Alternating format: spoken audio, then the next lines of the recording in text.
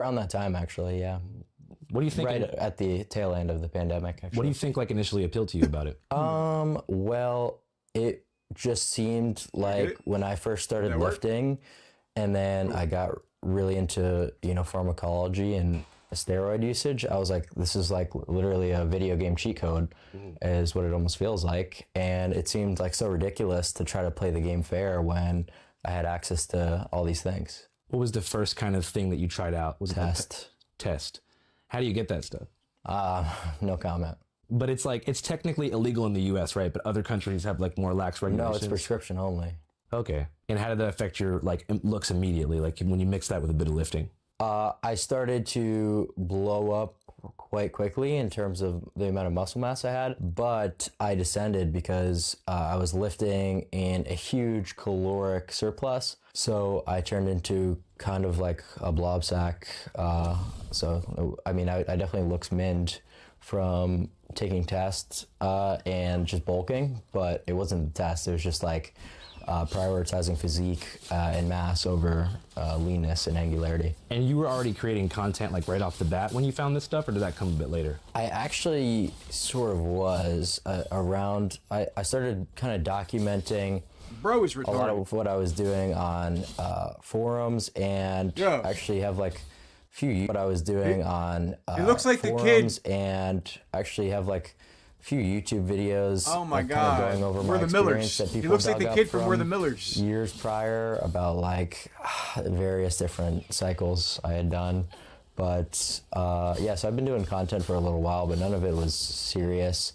I never intended to monetize it or have a career made out of it. Hey, what's up, guys? This is not an advertisement, by the way, but did you hear that about a year ago, we bought back our old show, All Gas, No Brakes? Remember, from 2019 to 2020, my first show? We bought it back, as well as the entire catalog of unreleased All Gas, No Brakes episodes. If you're my friend and you come visit me in the RV, do not take a shit. Oh, fuck! Jesus Christ! MS-13 is actually the biggest piece of shit I've ever met. And guess what? We are currently on tour right now, going across the country, screening OG and new All Gas, No Brakes material, and screening some never-before-seen Channel 5 documentaries that I think you'd like to see. So if you want to come to our C5 Carnival, which is a hybrid all-gas Channel 5 screening with a talent show and a rap battle embedded inside of it,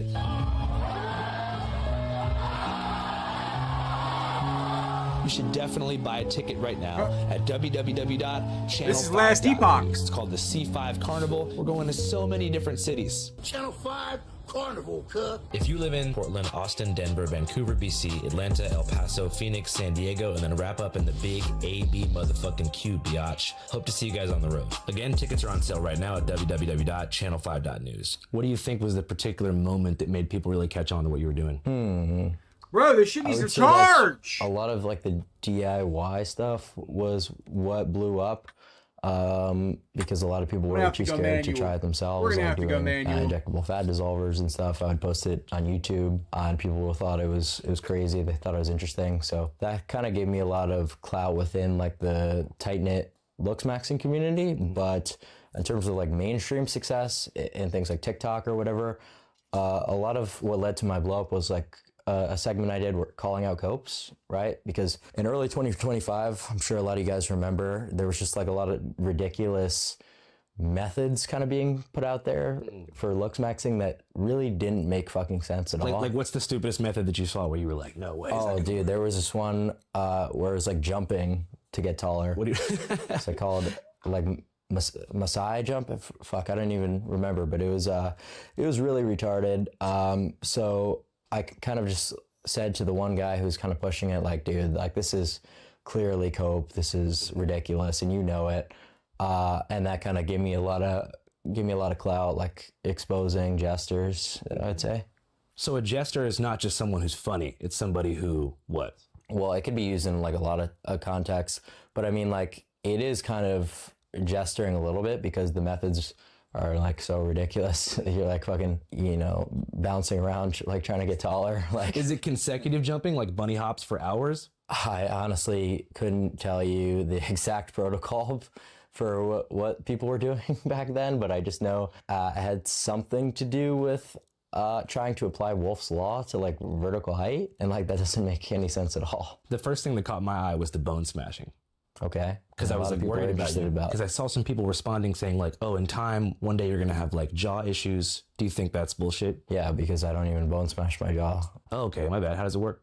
Cheekbones. And it's just like, it's so silly that people want to talk about bone smash. I think it's just because it's like you hear it and it's so crazy, but that's not even really like one of the main things that I would, advocate for or promote, or that really give people the most results. It's one of the methods that I talk about, but it's just what gets brought up the most frequently in interviews. If you ask me seriously, I mean, what's the best way to look max? I would tell you about leanness. I wouldn't tell you about bone smashing. Got you. So staying low weight. Yeah, staying extremely low body fat. And what are some of the easiest ways to do that besides just creating a caloric deficit? Well, being in a GLP-1 will help you maintain that deficit a lot easier, right? Because it's going to deal with a lot of hunger signaling.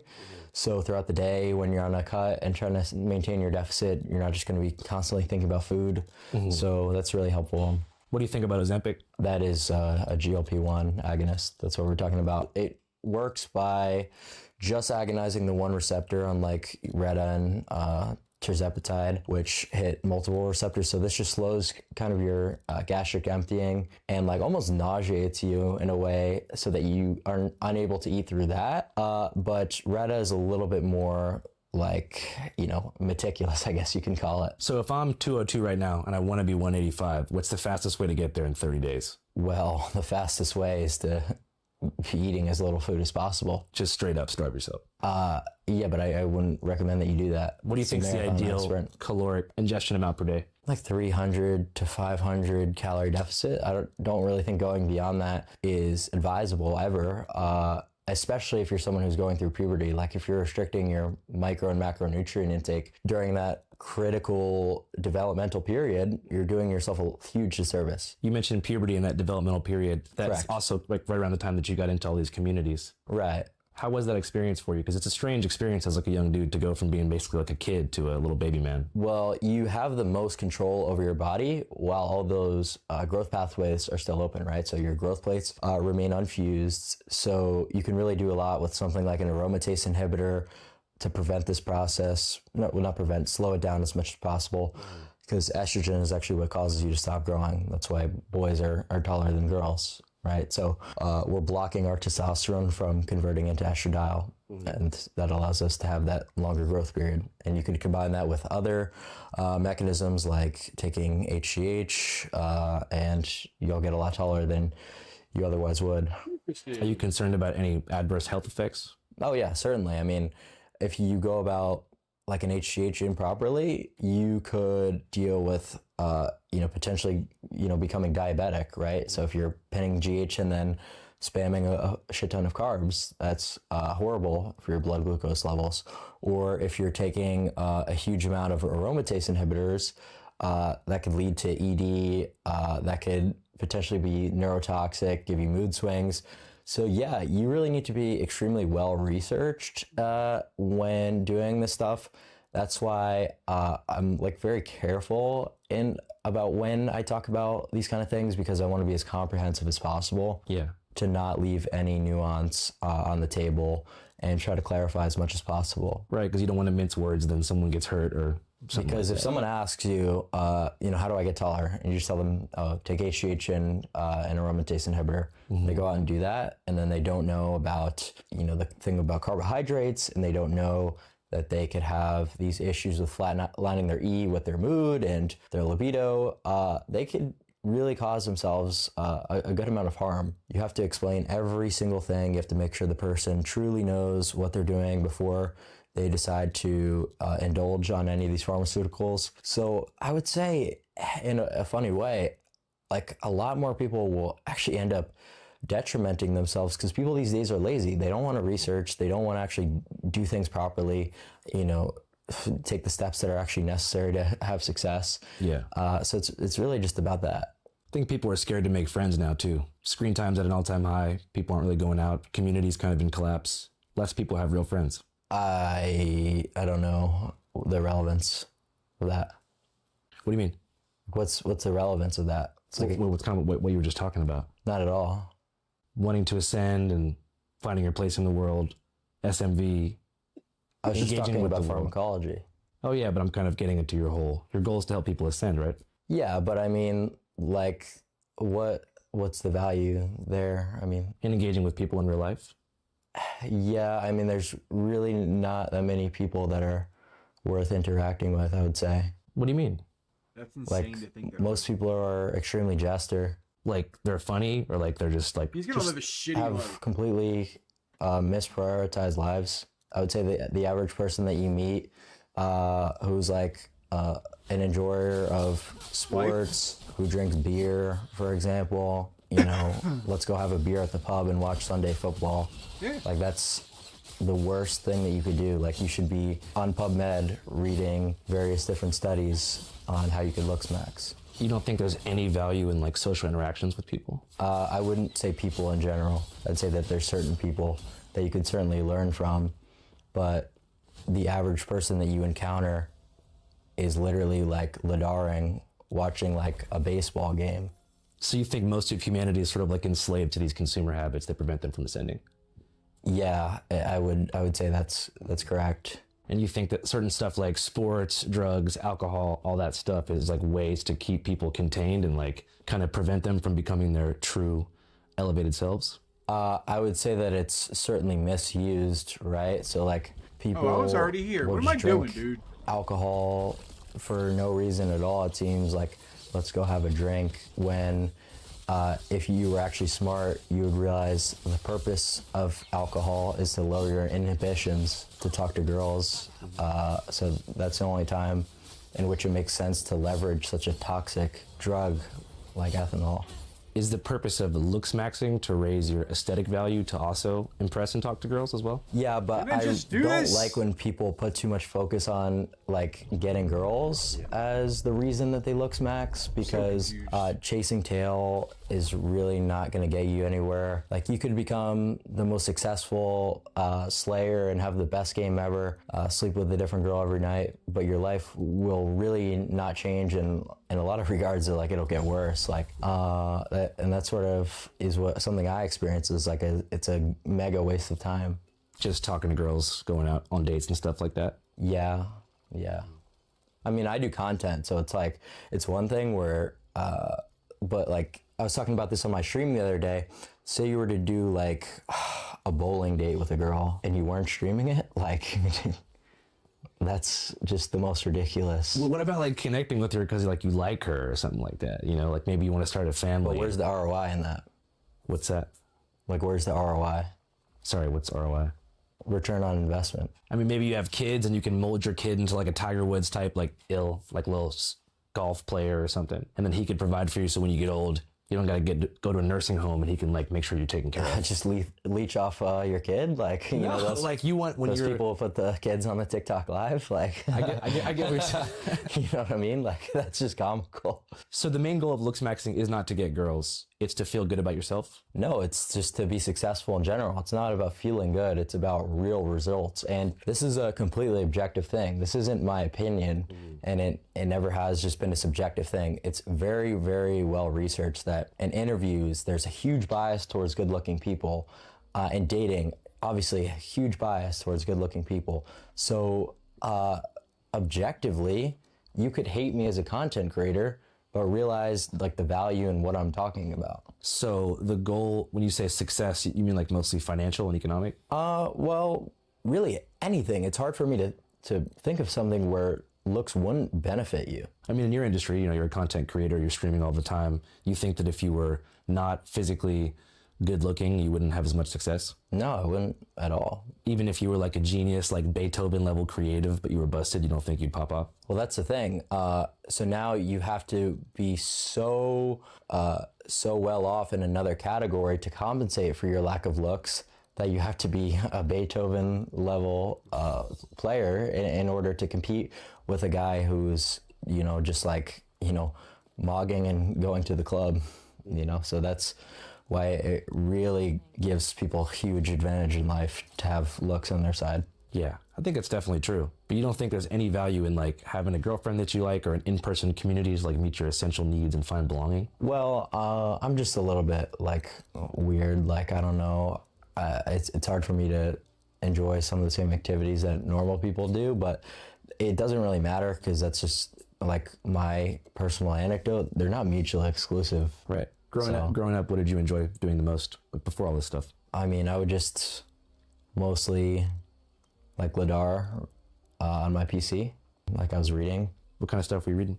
I was reading different forum posts, different studies, just whatever research you can think of. About looks maxing and developing your aesthetic? Looks maxing, bodybuilding, all that kind of stuff. Were you unhappy with how you looked at the time? Yeah, of course.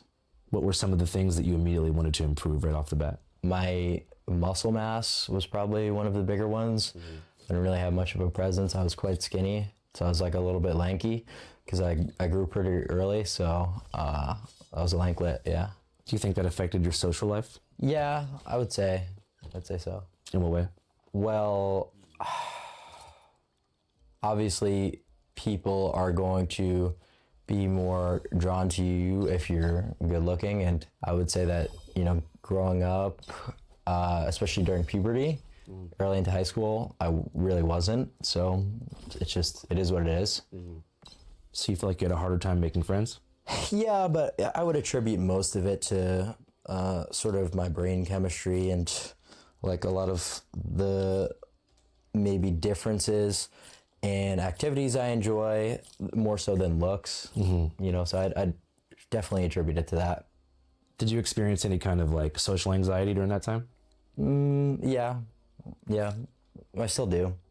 Yeah, I get pretty anxious. Just meeting new people? It really just depends on the scenario. I would say that meeting new people who have like a higher status is usually something that I get a little bit anxious about because you don't want to like, you know, blow it or whatever. Make a bad impression. Yeah, but like if I'm just going to a club, for example, like my impression doesn't really matter that much because a lot of the time it's just like random people in college. Did you find that engaging with people online as opposed to in real life helped kind of ease some of that social anxiety because you didn't have to deal with so much like in-person immediacy? Yeah, like Discord maxing was probably one of the better things to do because you could actually find like people who have the same interests as you, and you're never going to encounter people with the same niche interests like looks maxing like you will on internet forums. Did you ever actually meet up with any people from the forums in real life? Yeah, actually 2 people in this house I met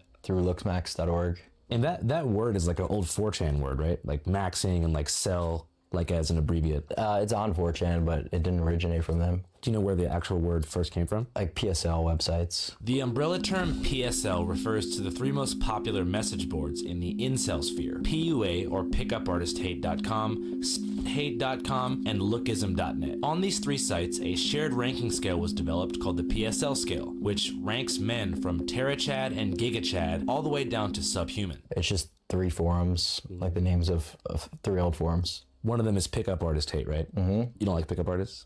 It's not really that I don't like pickup artists. It's just I don't like the fact that they don't give you the key piece of nuance that if you learn all this game and do cold approaching, but you're not good looking, it's not going to work. So there are certain like psychological tactics that you can utilize to be better at approaching women, conversational tactics, whatever the case may be, but they're going to have different success rates based on different looks levels. So you think that even if someone had every word of the Neil Strauss book, The Game, memorized, and they were like super busted, they could approach a Stacy and get totally... Ladard, like brutalized almost. Like women are brutal as fuck these days with rejecting people, I think is one thing that I don't really like. Sometimes a dude will, in a bar, literally just like go up and call a girl pretty, like no creepiness to it, no like overly like touchy or whatever, and like she'll start like screaming like just to embarrass the dude and like brutalize him. What do you think causes that impulse? Well, I mean, I think it's just that they feel disrespected that someone that lower in percentiles feels that they could somehow enter like a relationship with them. It's sensible to a degree. you know, how could you actually think that this approach would work out? But I don't really think that there's a reason for them to like just go out of the way to like be brutal. On an underlying level, what do you think's causing that? Just like hostility? Do you think it's like the way culture has shifted? It's not really like hostile a lot of the times. I think they just kind of also think it's like funny because they'll post it on like social media after. Of like dudes hitting on them to like embarrass them, basically. Yeah. What did you think about the whole Nautica Malone situation? What is that? That was the Goonicide. You know, the guy at the Bikini Beans in Tempe, Arizona, who went through and he had like supposedly no pants on, and they posted a video of him and he took his own life the next day. You familiar with that story? I'm not. No. You're gonna have to fill me in. We just made a documentary about a vigil they did for him. Here's a preview of that upcoming documentary. Good. Have you been here before? Yeah. Sir, you need to leave. Unacceptable. Unacceptable. Police say a man took his own life after getting caught committing a sex crime in the drive-thru of a coffee shop. Say his name! Committing a... Unacceptable. Police say a man took his own life after getting caught committing a sex crime in the drive-thru of a coffee shop. Oh well. Nautica's death is bigger than 9/11. This was a recurring incident that all the girls were aware of. You killed that man. Nautica was a gooner. He's left behind by his wife and 2 kids. Do you think they consider him a goon lord? I think they view him as a loving father that did a radical thing. I want to be just like my father. He was a gooner himself. You know he did it in that parking spot. No shit. That's messed up. I analyzed that video over 1,000 times. That man had pants on. Have you ever exposed yourself in a drive-thru? No, but I probably will in my future. You killed that man! You killed that man! Acting like it's a joke is damaging for everyone involved. The spirit of the gooner was really all around us. I can't go! I can't go! I can't go! If you'd like to see the uncensored, extended, and exclusive cut of fuck the was that? Gooniversary, head to our Patreon What the fuck was that Predator shit? What the fuck was that Pred shit at 20...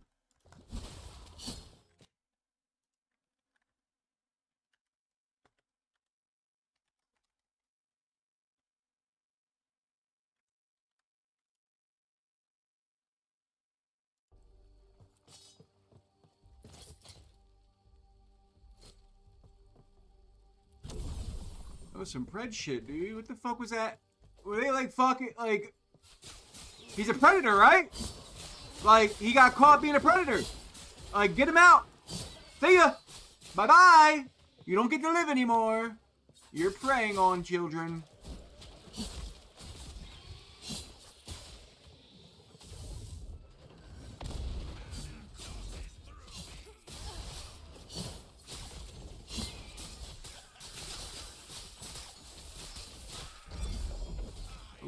Hello.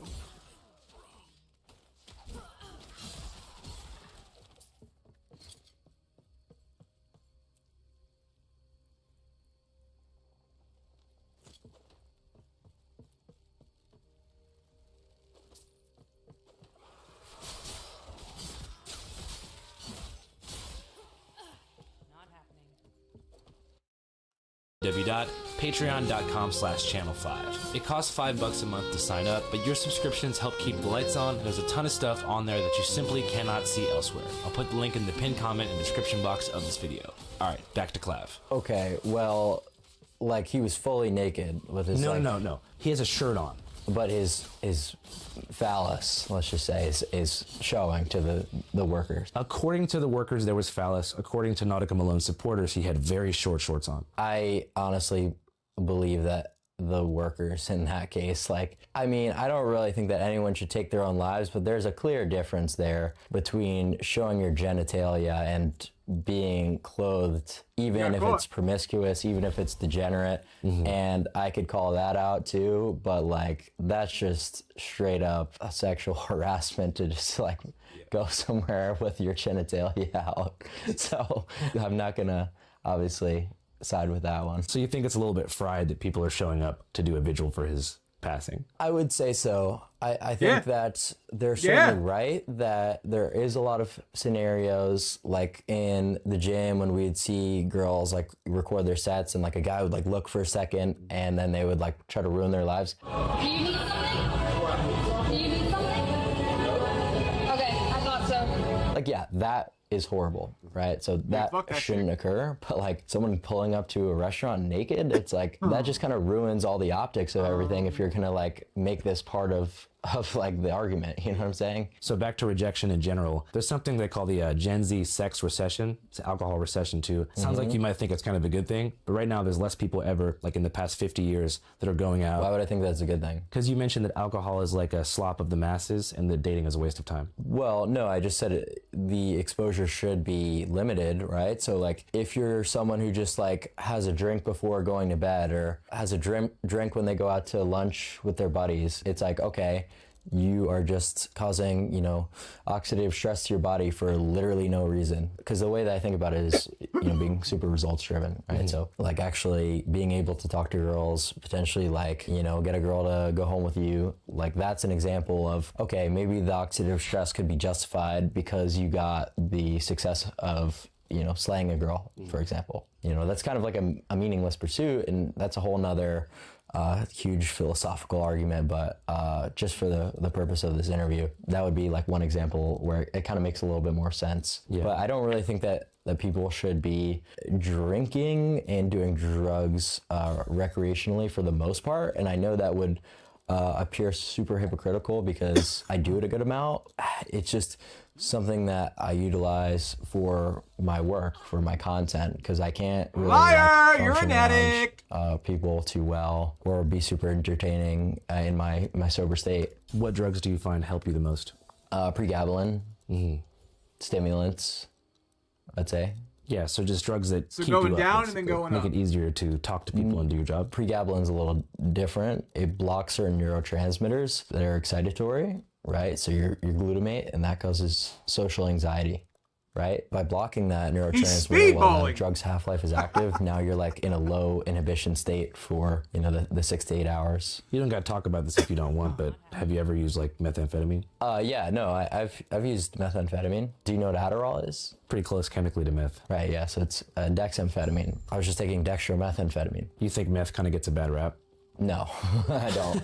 I don't at all, because it's different isomers that are cooked up by like literal biker gang retards, not actual pharmacies that are like, you know, giving you like a Desoxyn script. So it's totally different. Like people just smoking like street meth is like, that's horrible. And I don't really think that anyone should use stimulants ever, but there's a difference between like the meth that people think about from like Breaking Bad and actual like prescription Desoxyn. So if you did have the Heisenberg 99.8% pure, no you think way that it you would can come get with less Desoxyn. adverse effects than what you say is retard biker myth? Yeah, I mean, but it's just about dosing at the end of the day, because there's a lot of dopamine toxicity that you could get because of how easy it is to abuse the drug. It's super addictive, and there's no doctor controlling the amount that's prescribed to you because you're buying it from drug dealers, obviously. Yeah. So people aren't able to control their dose protocol. They're doing hundreds of milligrams sometimes, There's and no causing way you can get a prescription for this anymore. fuck ton of neurotoxicity. That's why I think meth is something that should never really be done. I just share my experiences because I stream so much that if I tried to hide anything, it would just come out anyway. I began blowing up on social media, and I wanted to ascend in a very short time frame, so I was meth maxing to lean out as much as possible in a short duration of time. What was your preferred meth dosage when you're meth maxing? Usually around like 10 milligrams. Would that be like a line?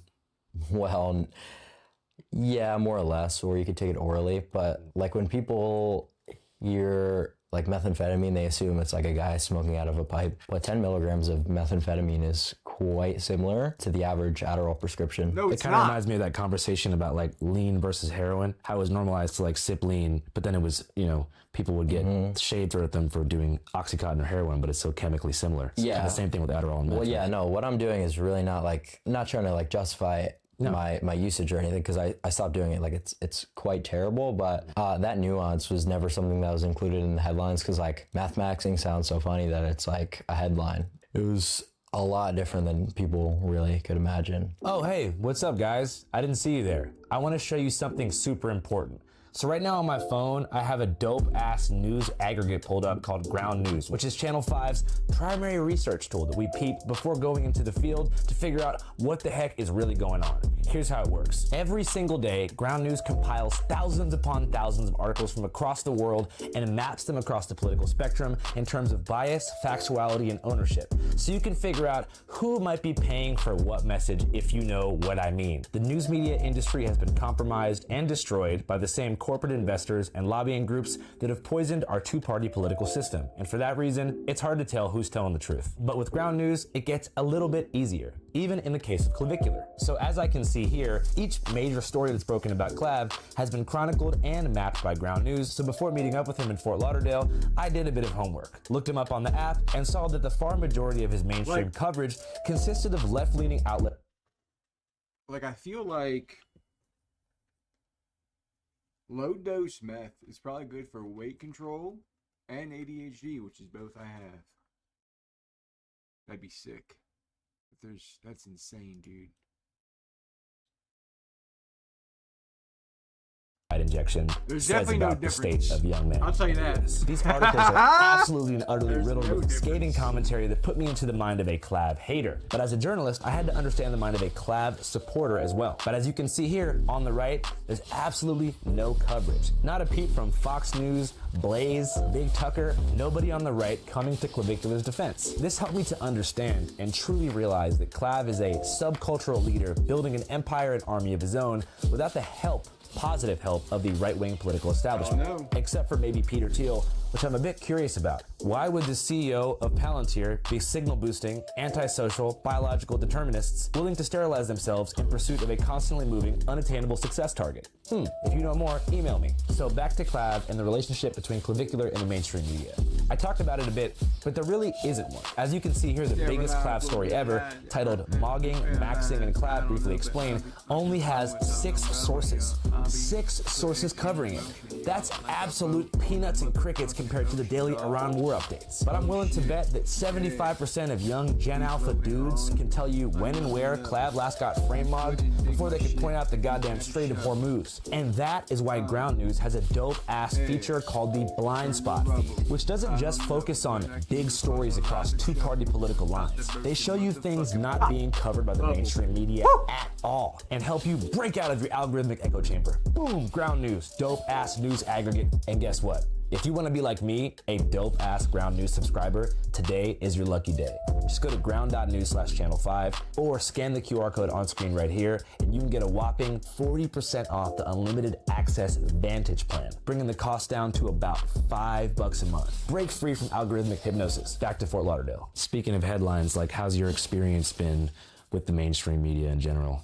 Like, a lot more positive than a lot of people think it should be. People really want to tie looks maxing to some type of political movement, whether it be left wing, right wing, whatever. But it is completely apolitical, and I've had good experiences with reporters on both sides of the aisle, and they've just written based on their experiences, not trying to hit piece me in a lot of regards. So I think that has thrown people off. If GQ, for example, wrote a nice article because we spent the day with the reporter, he got an honest insight into my routine, my protocol, whatever. It's we were very hospitable to the guy. He gave us a fair article. People are like, oh, bro's whatever. He's got these weird implications behind him for having a good article from a leftist media company, where it's I'm not a political figure. So it's that's pretty sensible. How was your experience working with Elena? Elena's great. Yeah. I think she's a very nice girl. I'm glad we got to do that collaboration, because that was one of the key things talked about in looks maxing is a lot of the male models, the PSL gods, is what it's referred to. Not to be obviously, what's the word for it? I know that's against the 10 Commandments or whatever.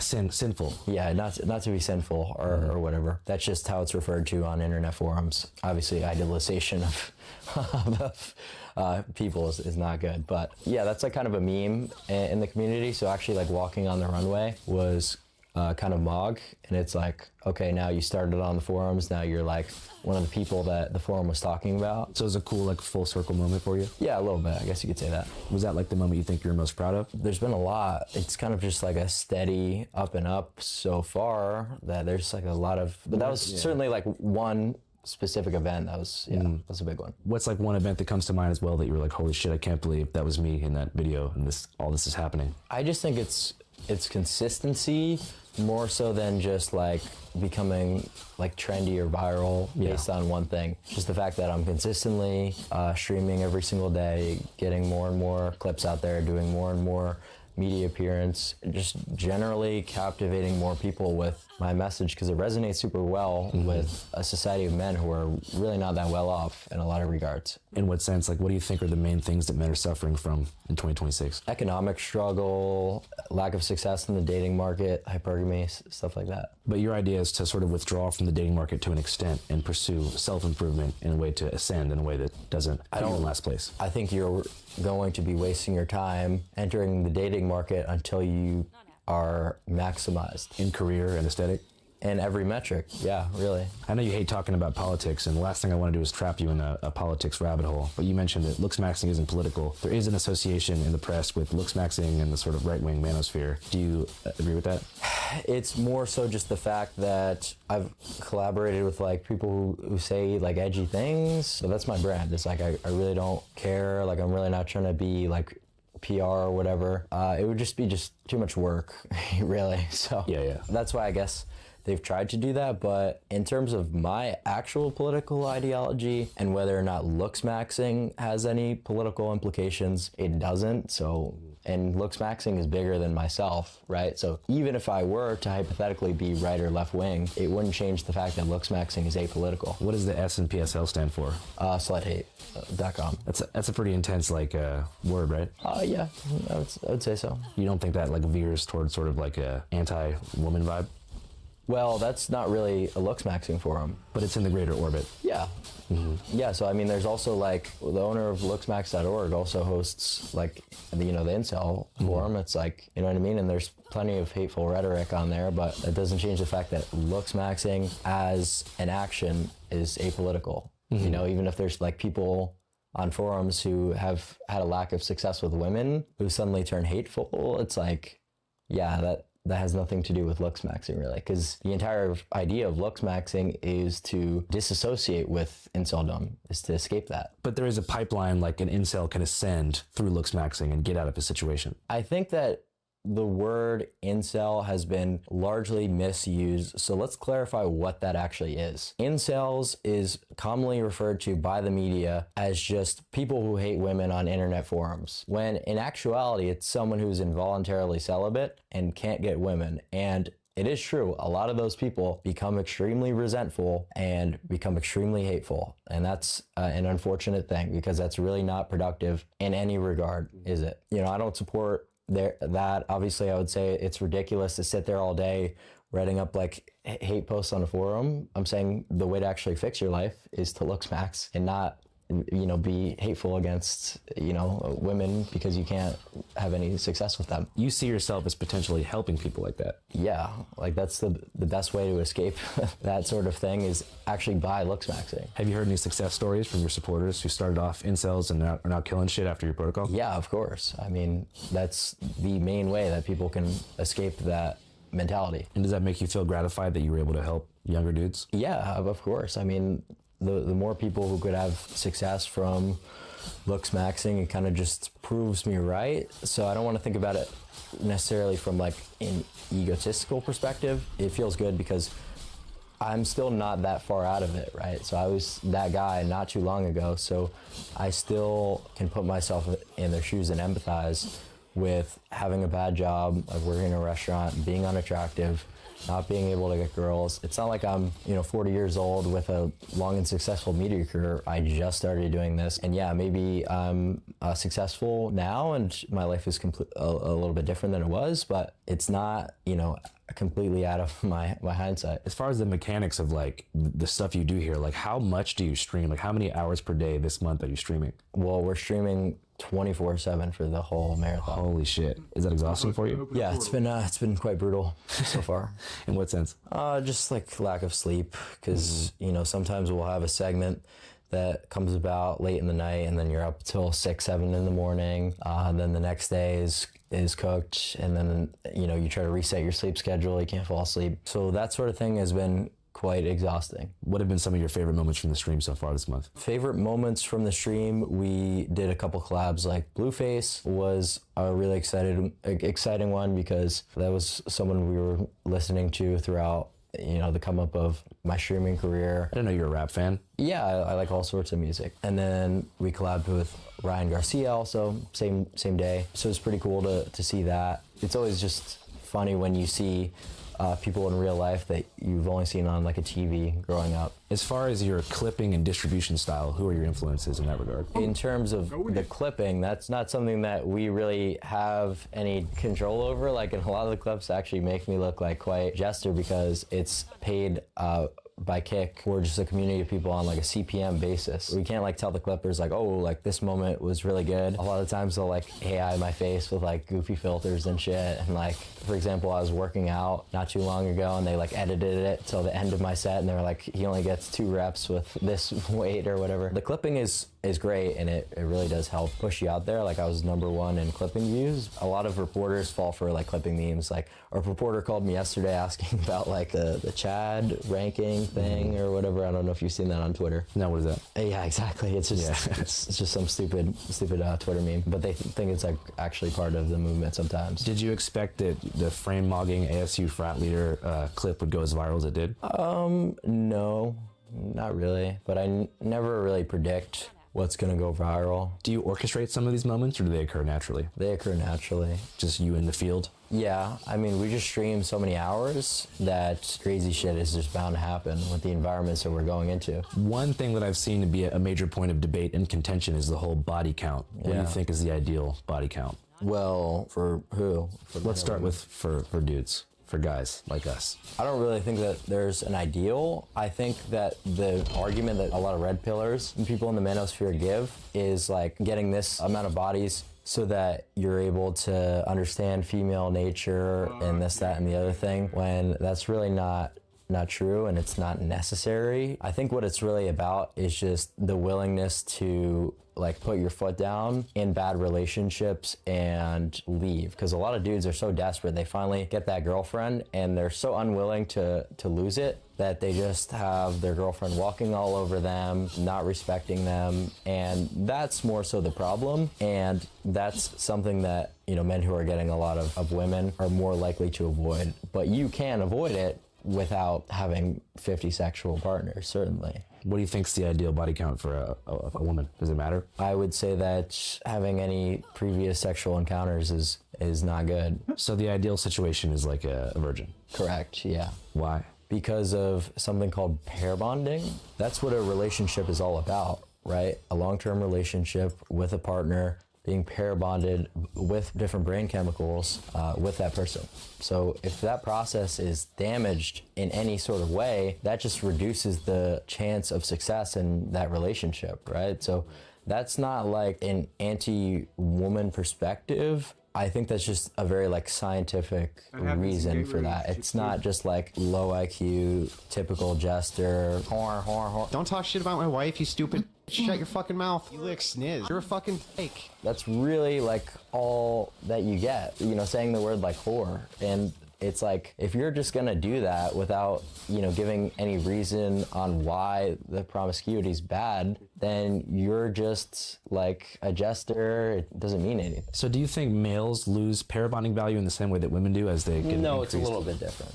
How come, do you think? Well, just the way that our brain chemistries are different, right? So, and it's also not necessarily a bad thing, because it's like we're talking about before, the ability to put your foot down and leave bad situations. Because the framing in a relationship has, for centuries, throughout the entire existence of organized societies, has been in the favor of men, right? It's been male-dominated societies. That's sort of what needs to be restored. Don't you think you maybe want a more experienced partner so that that person has better understanding of human intimacy? No, because that's not what sex is intended for, right? That's yeah, like it's enjoyable to have sex with women, but that's not the intention behind it, and that was never meant to be. This is like a very new thing in the context of history. People just have regular sex with random people for pure pleasure and then never talk to them again. But weren't the ancient Romans on some like gay orgy vibes? And like samurais were on some gay shit? First of all, it's not even the Romans necessarily, it was more so the army, but like what's the relevance of that? Well, you're talking about the people having sex for pleasure is a new thing and that beforehand it was not used for that purpose. I said generally. Generally, got you. But yeah, in terms of relationship, just because like Roman soldiers who hadn't seen their wives and have no ability to see their wives were homosexual, that doesn't, change what I'm saying. But it was outliers back then. Yeah, it almost is like the same context as people in prison when they're able to have sex with their wife. So back to what you were saying, which I think is super interesting. You're saying you feel like nowadays the relationship and human intimacy and sex has changed. Yeah, it has changed. And in the sense that before it was more just about procreation? Yeah, more about intimacy, procreation, bonding with your partner, and now that really doesn't exist. And what do you think, I guess, hypersexualized our society? The sexual revolution, clubbing culture, just it being normalized, contraceptives, all that kind of stuff. So relatively new stuff. Like you're talking pretty much since like the mid 1900s. Yeah.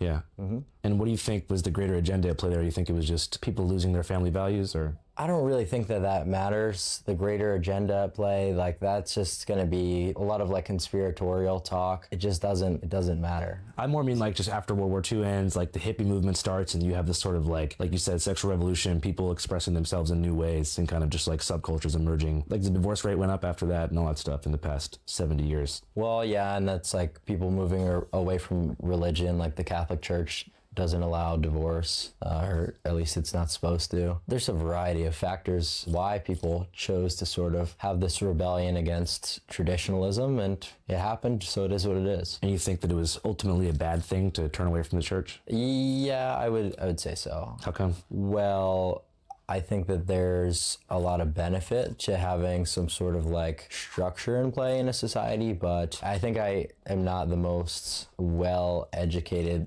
theologian, so I don't really talk about theological issues. It's not that I'm like anti-religion, it's just I don't really like to talk on any issues I don't have too much authority on. So I really haven't like thought about it too much or done any research. You just mentioned the Catholic Church specifically. I was just wondering if you grew up religious. Yeah, I went to Catholic school. Okay, word. I didn't know that. Mm-hmm. How was your experience there? Good.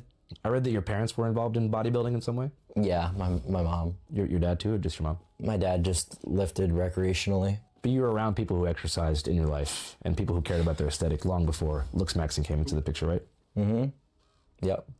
What's the main thing you feel like the mainstream media gets wrong about you that you really feel like needs to be rectified? That looks maxing is from a place of insecurity. That is true for a lot of people, but that's not universal. Like you could just encounter all of these different studies that I'm referencing from like online dating apps or, stuff with looks correlating to higher average incomes and decide, oh, it makes sense for me to dedicate my time to looks maxing because you calculate the ROI. I'm just confused because it's like, on one hand, you're saying you want to like help men improve their aesthetics and succeed in life so that they don't feel so lonely and they're not so hateful and they can go out and succeed. But then you also say that like going out and dating and stuff is a waste of time and that you should prioritize looks maxing and aesthetic improvement. So I'm just trying to figure out like what the real goal is for improvement because it kind of feels like a closed circle, Well, so you're maxing and then, you're putting into play any of the things we were talking about, like, low income maxing with pre-gab, for example, and going out and doing stuff like that. That just has a lower ROI if you haven't looks maxed. But you're gonna have a lack of success. Once you reach like maximum MOG levels, maximum aesthetic, like when you become a true 10, at that point. Then you get to do whatever you really feel is the path for you. And I couldn't tell you that. But whatever path that you decide, you're going to have a much easier time and you're gonna be a lot better off. So yeah, that is a hard thing for me to try to conceptualize and give a recommendation on, because I think I'm a lot different than the normal person in terms of like what I enjoy, activities I like to do. So yeah, that's why it might be like a little bit confusing, because I'm like leaving that part of the equation out of it. Yeah. That's because I don't know. You're you, I'm me, and we get to this spot of being maxed out in as many metrics as possible, and then we take it from there. Has anybody reached full ascension? Ascending is kind of like an ongoing process. Like, is there any 10s out there, like people who have? No. Really? No.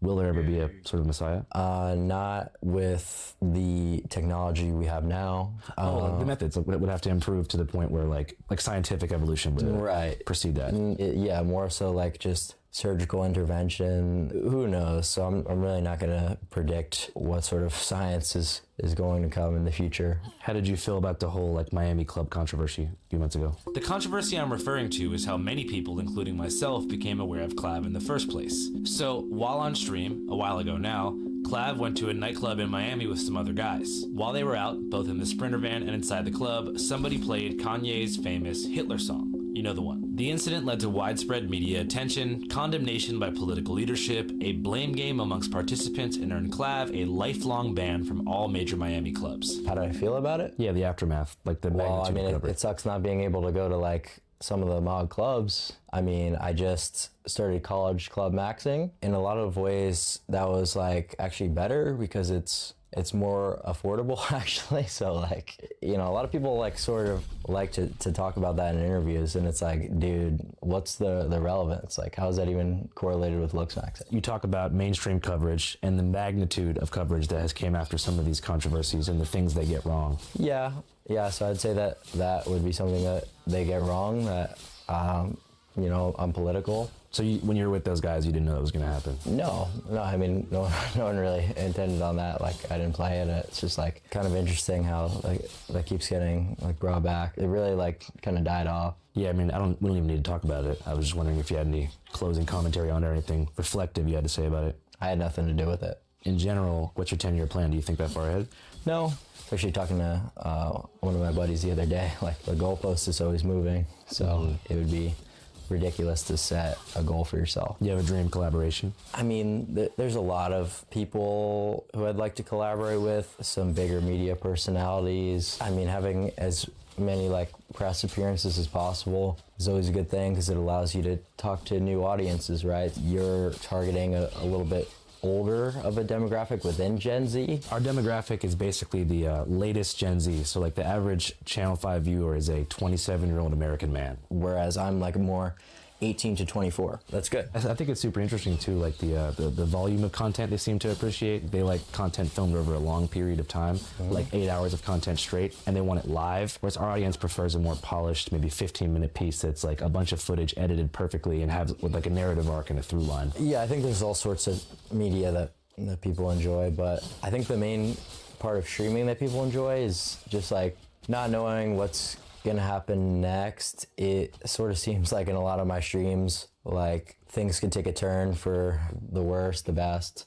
Like you really don't know what to expect. I don't know what to expect. Because you're filming so much stuff. It's like a lot of things can happen. Is there any moments you regret from streaming? Not really, because we're here now. So even the losses you took on the way were all part of the hustle and the journey. Yeah, because it's like you learn like maybe that's not a good idea to do that. From a security standpoint, how do you stop stream snipers from ruining your? I'm not gonna talk about that.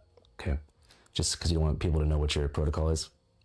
Correct. Word. Trying to think what else I should ask about. It's tough because I don't want to put you in any boxes, but I'm sure there's people that probably want to know about various controversies. If you don't want to talk about any, that's cool. I mean, more so like to talk about like looks maxing in my interviews, and it's like kind of annoying because no interviewer has actually like come up with a question ever that's been more than what would be the number one piece of advice you would recommend people to looks max. I've genuinely never had a single person ask me specifics about how do these two things interact, or how does looks maxing differ from this age to this age? Is it still possible to looks max? Like, there's no effort really behind the questions that you guys prepare, seemingly. It just seems to be a lot of like gotcha mode, like clip farm shit. Well, I'm not like, doing that.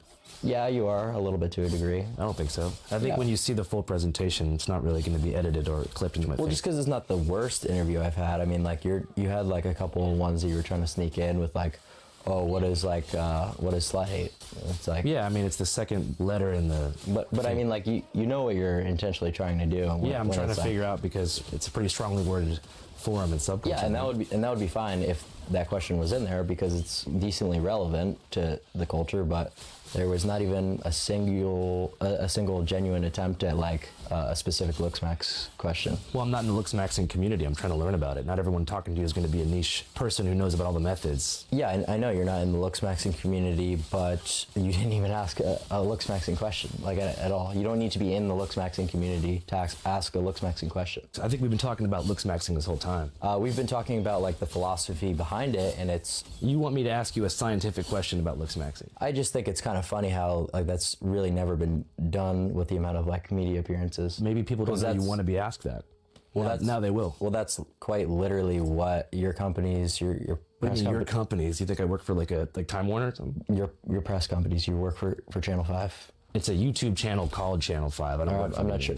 I'm the CEO of my own company. I don't have any agenda at play here. Holy semantics, dude. Like, it's a pretty big difference between working for an affiliate news station like Channel 5, the TV company. Well, the fact of the matter is, like, you guys specifically reach out. We want to interview him about Looksmaxing, and then you'll start asking like political questions, and I'm just like, okay, like I don't mind it. You know what I mean? I'm not really like afraid to answer anything. You know, gone through every single question of yours besides the one about my security, which is a little bit weird. But yeah, not a single attempt at anything in regards to Looksmax. Okay, what's the question I should ask? Well, that's up to you.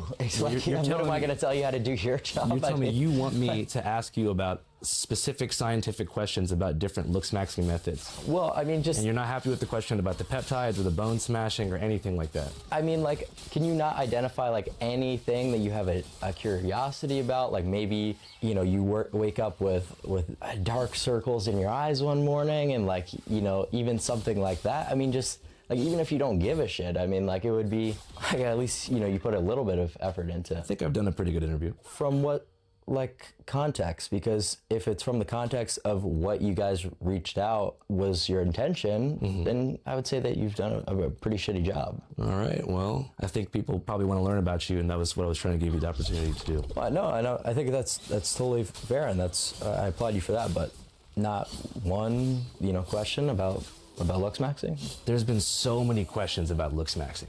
I probably asked you about Looksmaxing like 40 times. I just don't know the specific science. I'm not in the community. Okay. Well, I mean, like, if you were to ask about like something in regards to hair loss, like there's really nothing. Yeah, sure, hair loss. You see what I mean? Telling me what you're trying to get me to. What to ask. So when you wake up every single morning and you take a look in the mirror, you're 100% satisfied with every single thing. Is that what you're telling me? Yeah, more or less. Okay, dude. All right. Well, I guess that's just, if you want to be completely disingenuous, that's fine with me. I guess there's just no point to continue. All right. Thank you for your time. Thank you. All right. Yep. All right. Thanks, guys. No worries. Yeah, no, everything's fine. We're all good. Yeah.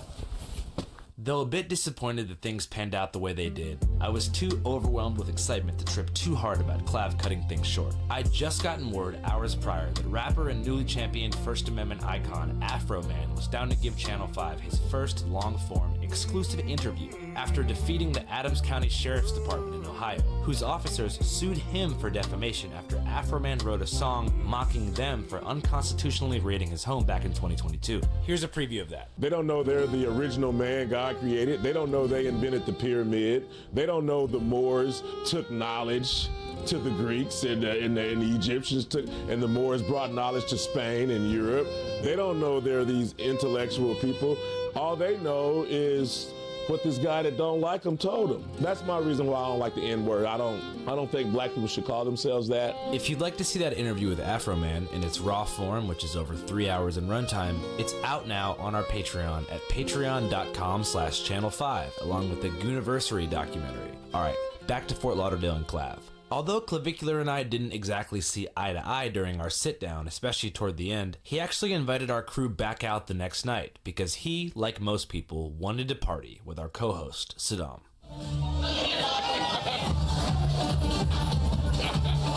Yo, can you define success to me? You're looking at it, brother. Would you rather have financial success, looks matching success, or like romantic success? Looks first, everything else follows. Yeah, we're right here. We're in the club with Clavicular. Right now, he got the whole section full of Stacy's, and we're just chill maxing. We love club! We love club! We love club! Yeah! Yeah, some niggas is hella serious about this shit. They're really about that looks maxing. This nigga a god to some people. What's your thoughts on looks maxing? People can do whatever they want. Me personally, I like the way I look, so I'm happy with that. I don't have to do anything. But if you want to change something about yourself, then it's whatever. Bro, if there's something you don't like about yourself, change it, man. Wake up and just change it. Are you a looks maxer? No. Stop living a life you don't want to live, you know what I'm saying? The societal indoctrination of looks not mattering is completely ridiculous, and I think that's been shown throughout the last 10 to 15 years with social media. You know, if you're really serious about improving tangible things like money, status, relationships, like improving looks is a pretty obvious thing to do. If you have to looks max, you're not that hot. What are your thoughts on the looks maxing movement? I love it. I love everything about it. Why is that? Because, I mean, if you can improve yourself, why not? Do it. Do it for the fun. Why not look good, have money, and be successful all at the same time? You know what I'm saying? And if you attract more people into your life, that's more opportunity. That's a theorem I'm going to explain to you. It's called trickle-down economics. See, all these bitches are here because I invited them, but obviously I can't have sex with all of them. It's just They're too much going work, for the hunt. so that they trickle down, and then the rest of the buddies can take care of it. The bounty of the hunt. I ain't got shit for you, dog.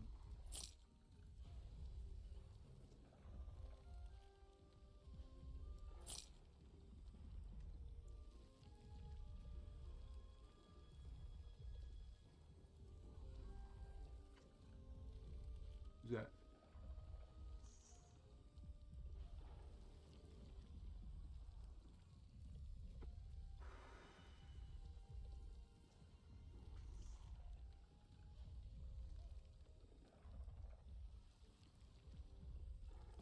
Until next time.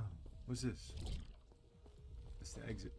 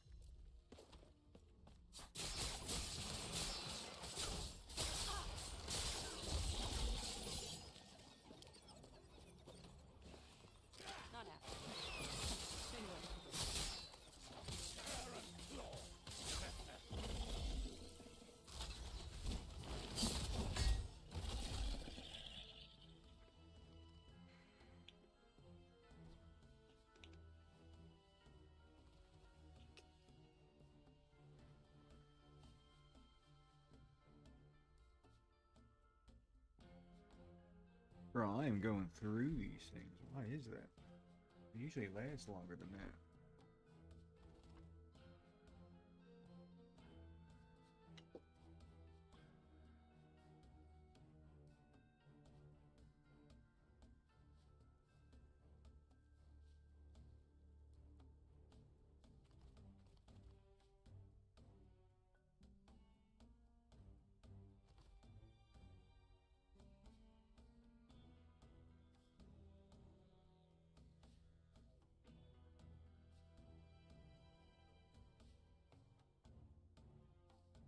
We got that.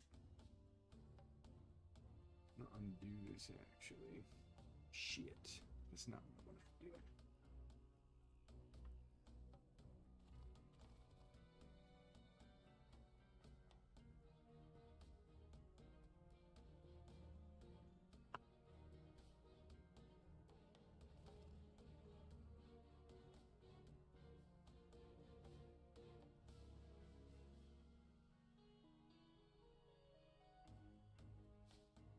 Shit. I just lost both of them.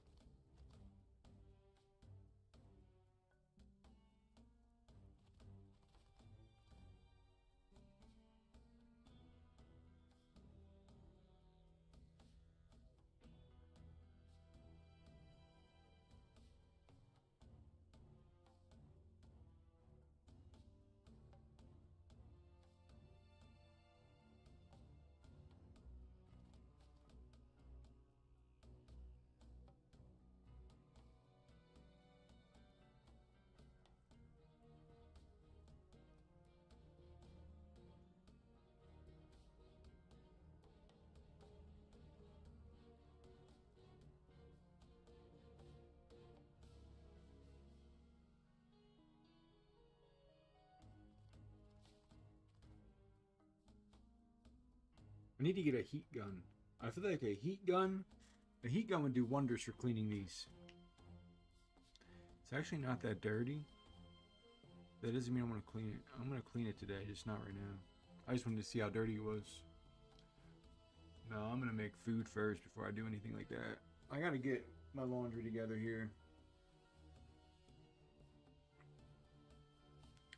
I mean, the plan was, you know, to go eat, get food together, do the laundry, you know, all those things. Now we're chilling.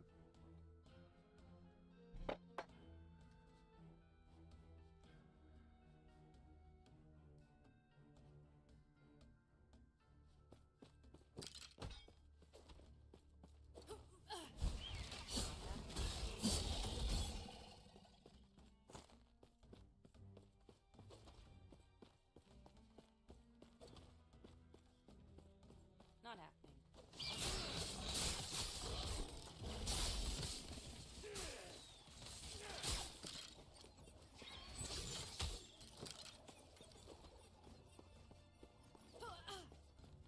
Not happening.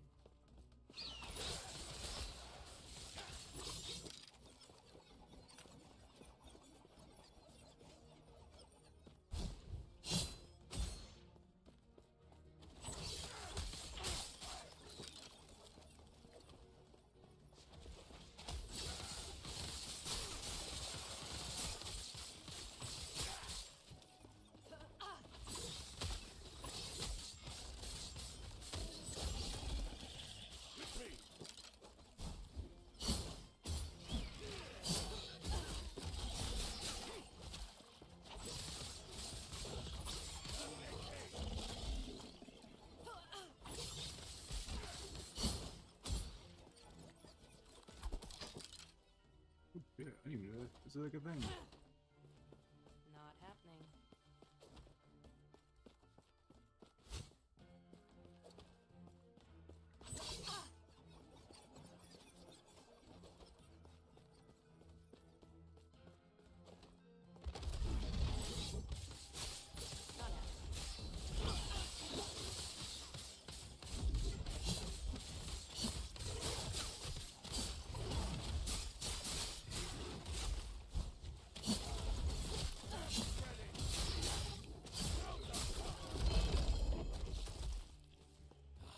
Glorious.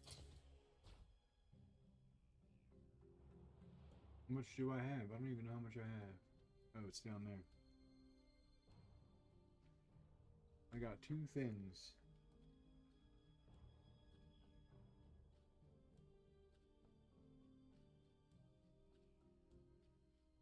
So that's a slow going process.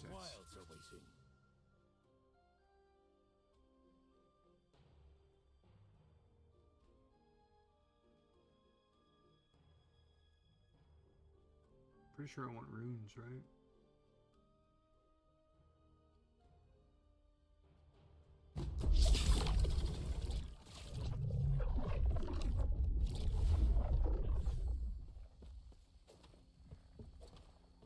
Not happening.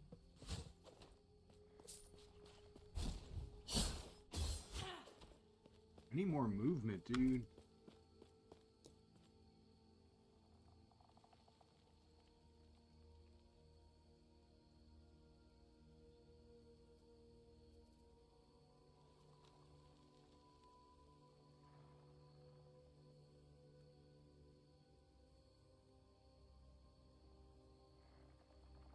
There's nothing here that reset the cooldown of this bitch.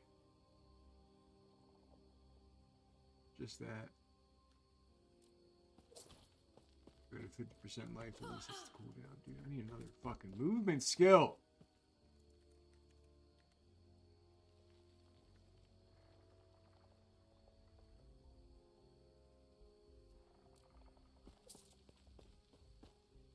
That's traversal, right? Yeah.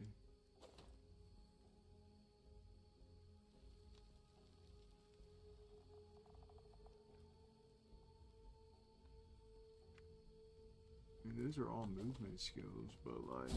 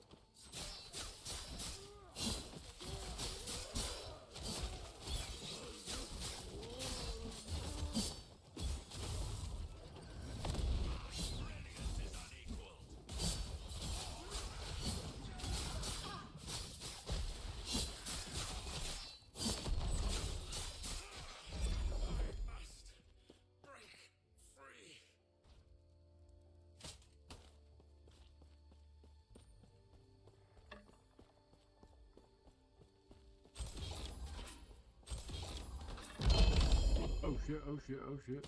Another one of those. Another one! I mean, it makes my minion do stuff now. I want to corrupt it first.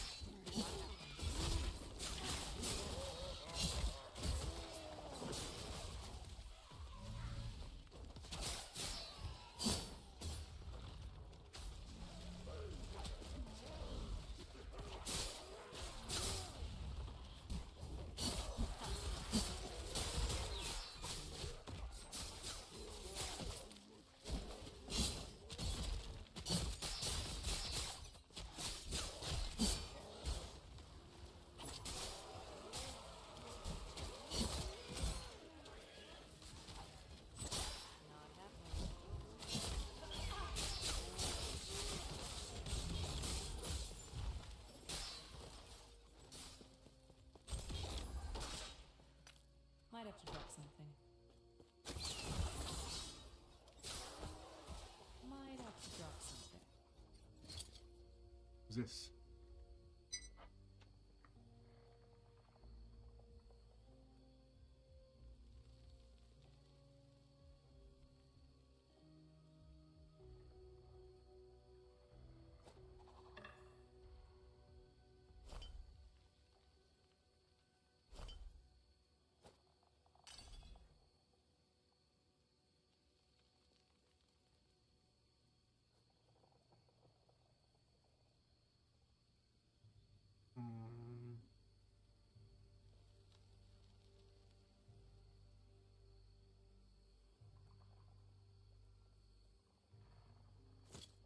$103, baby.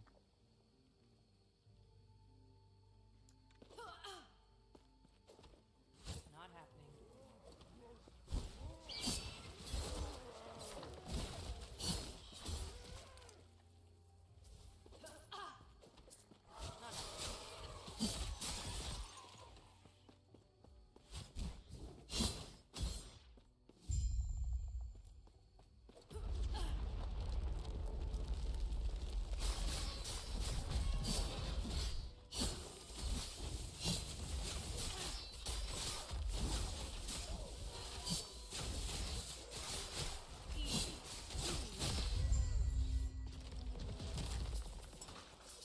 We got them all. Well done. Temple of Eterra. Not happening.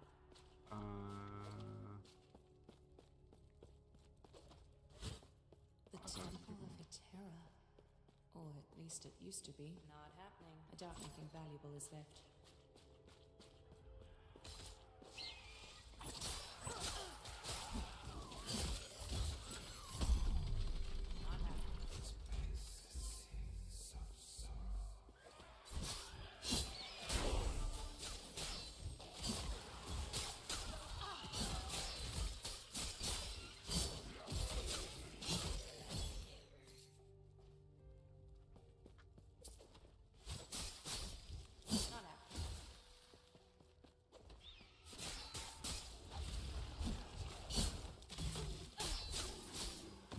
Oh yeah.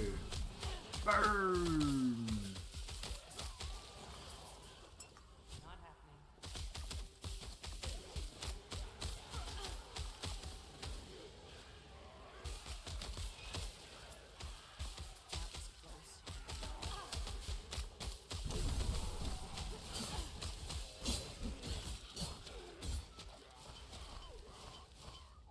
Might have to drop something.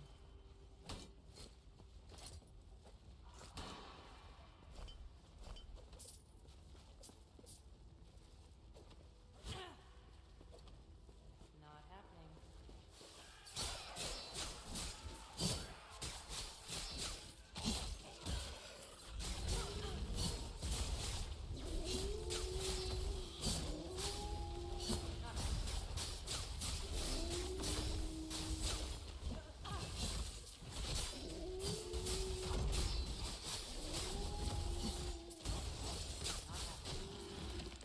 Holy moly. Might have drop something.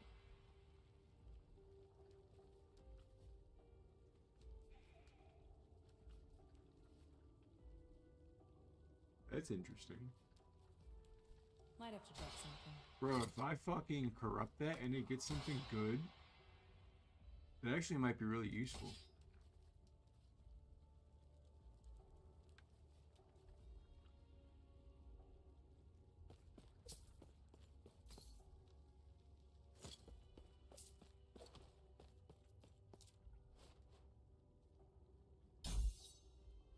Ooh, what should I get here?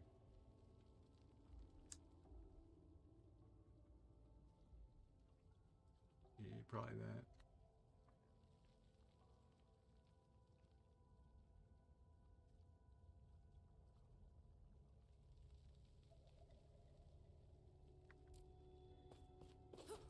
Fire pen with staff. Why? One of my cool skills use a staff. We use fire pen.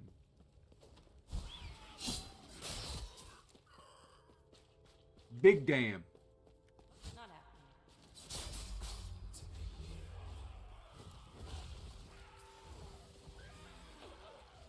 Come on, everybody gather around.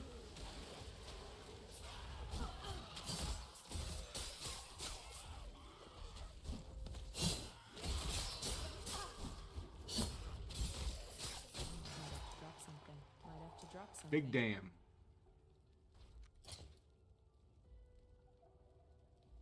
Okay, let me see what I get. Ooh.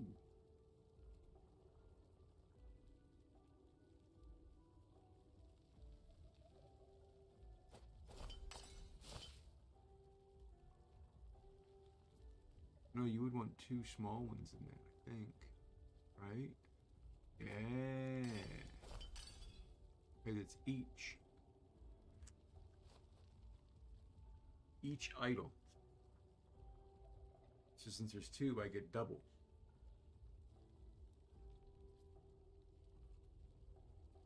Sometimes you gotta use your noggin. Bro, dude, I got some nice pieces here. Hold on. I'm gonna have to do a swap out.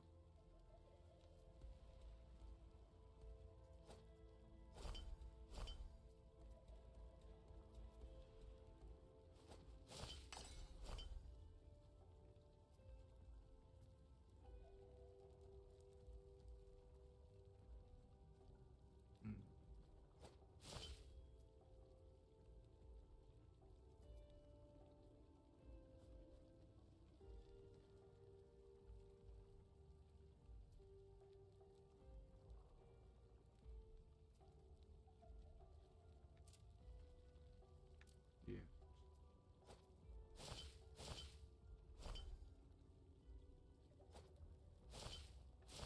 Boom. Puts me at cap light res. We good.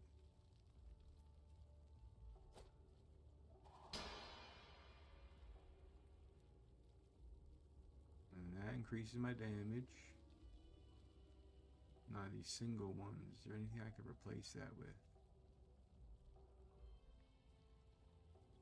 Don't have any necrotic damage. What's that?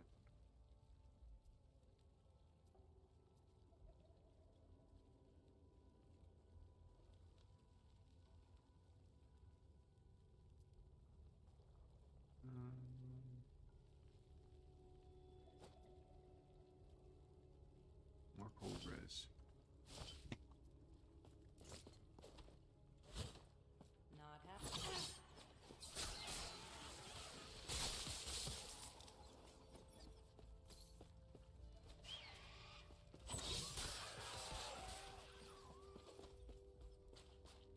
Ooh.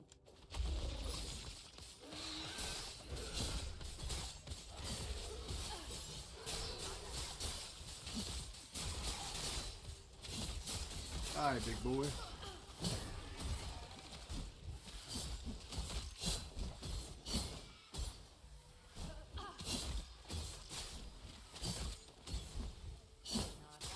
Might have to drop something.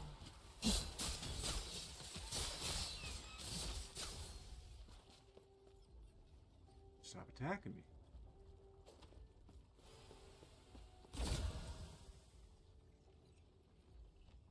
Block chance, increase healing effectiveness. Kinda nice for them actually, and then the resistance. It's actually interesting. That's huge armor boost. Those two didn't get anything. They were taking it.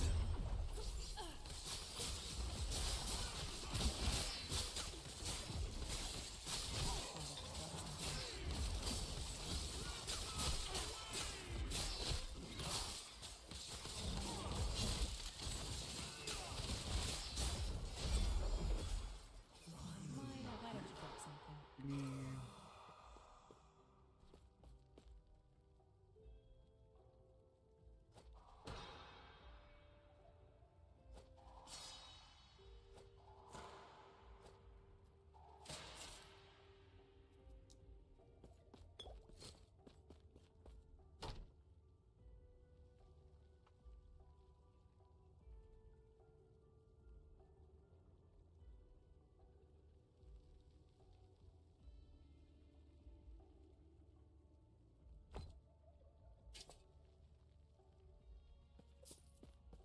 Big armor. See something here? Yeah, that's huge. Kinda big.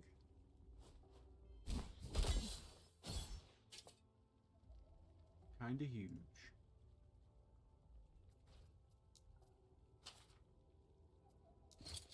Really? Hang on.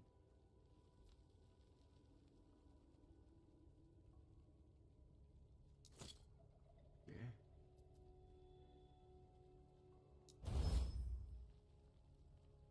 Oh, this hat might become like a fucking big hat.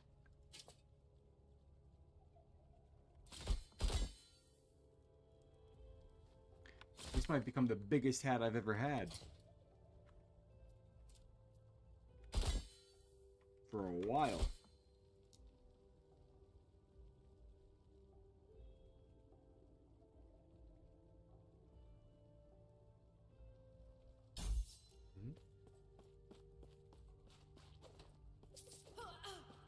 Not happening.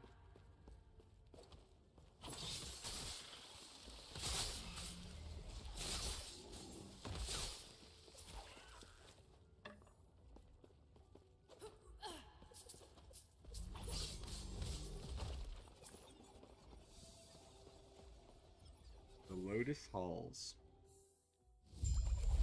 Let's go.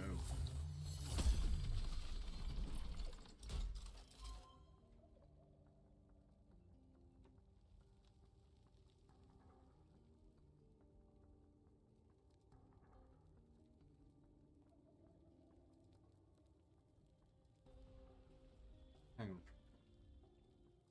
Beat tape.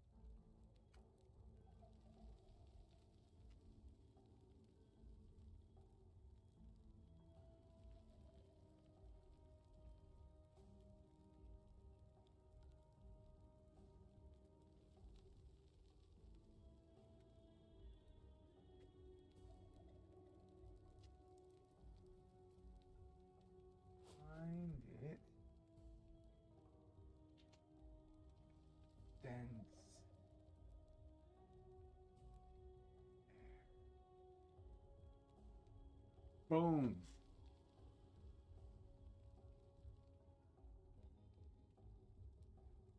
Let me bring it down. Like that.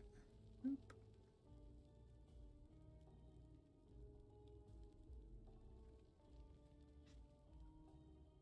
Like that. Right there. Right there. Boop.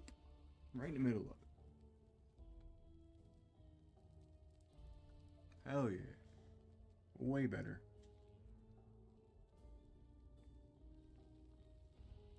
See how long it holds.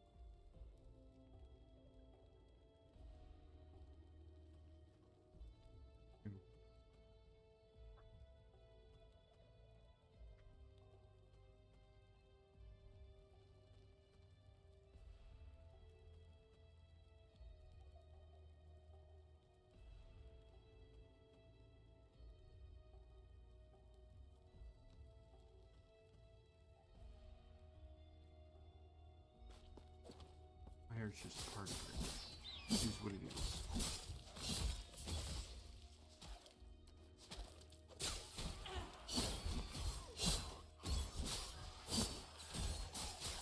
I mean...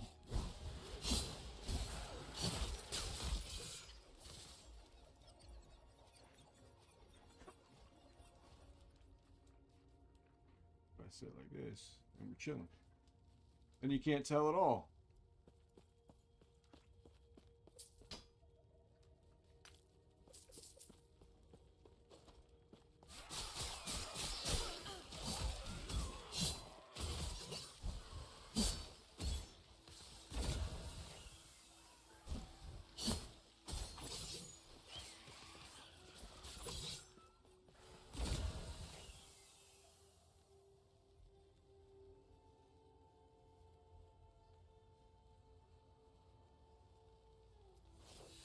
Power him, fuck it. See what happens.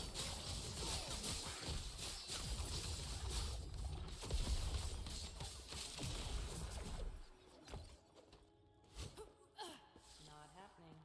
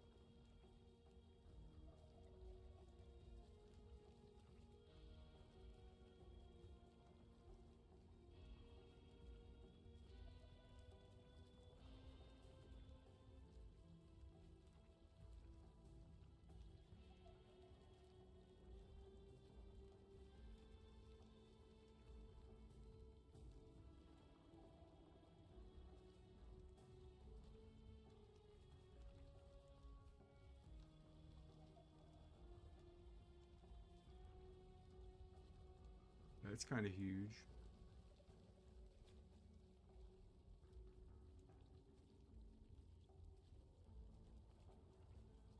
Damage doubled if directly used. Oh, so it's not built for that.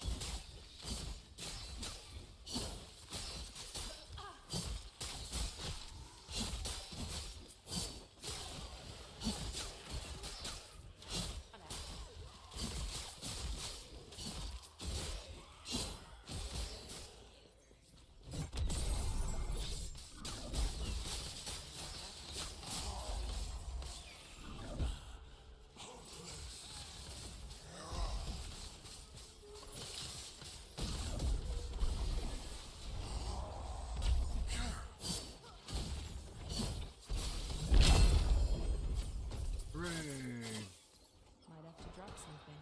Hang on. What's this?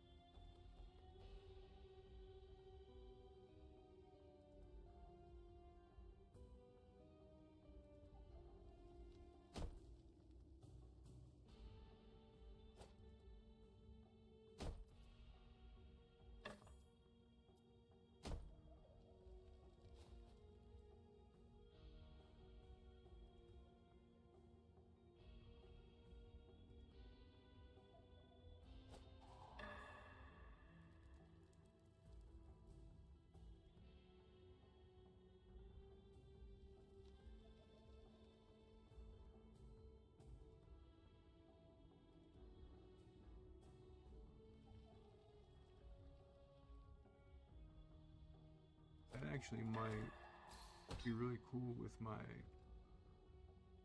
throwing. These are also interesting.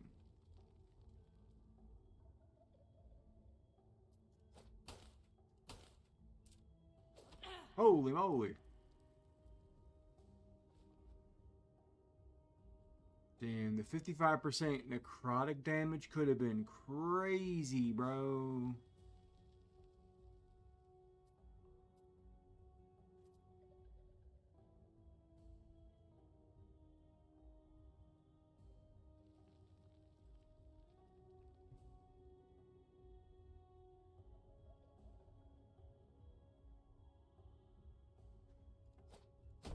Do you know?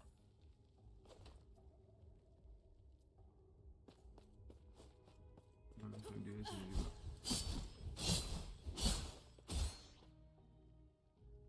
Then with this, it's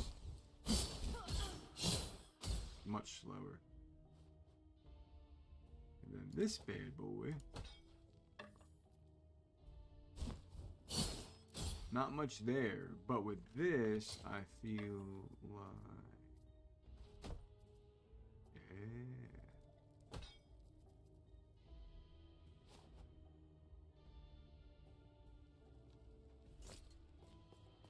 Oh, chance to inflict on melee hit. Why does this make this do more damage? That's interesting.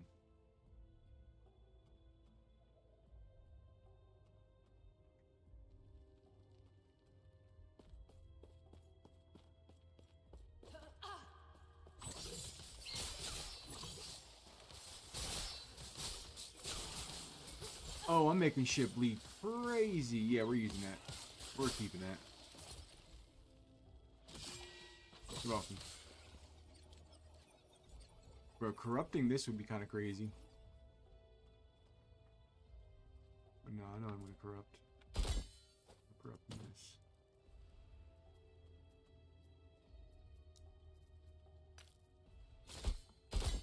Hit it. Fuck! Didn't do anything. Oh, it gave me more health. And it increased the bleeding chance to 100. Oh, it made it perfect. Oh, sick. That's cool. I like that. Yeah.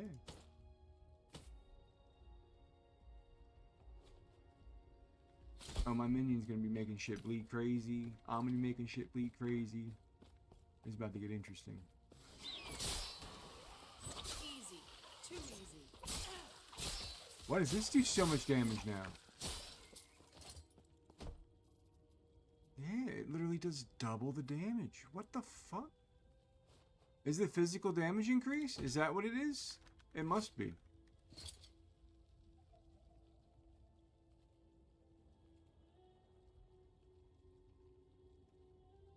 We're gonna keep this. This is a nice little leveling stick. For sure. Yeah, this does crazy damage. What the fuck? Not happening.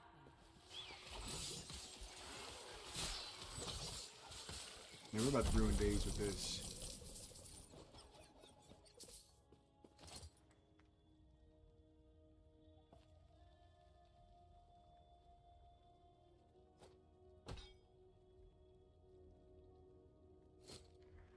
Bleed!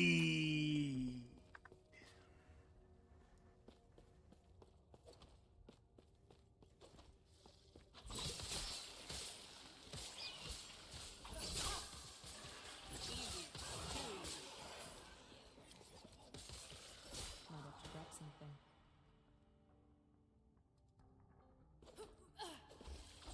Not happening.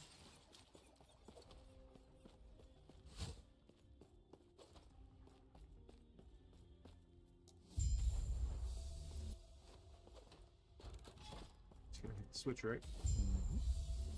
Boom. Not happening.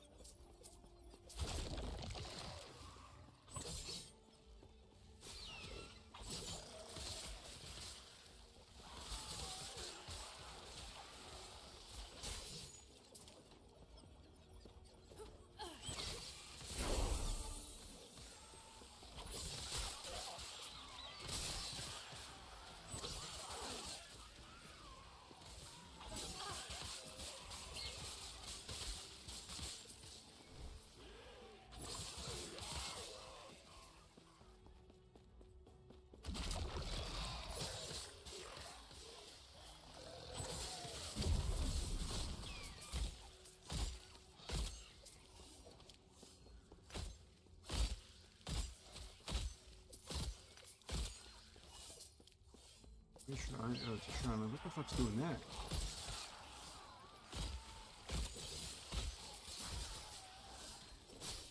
Might have to drop something.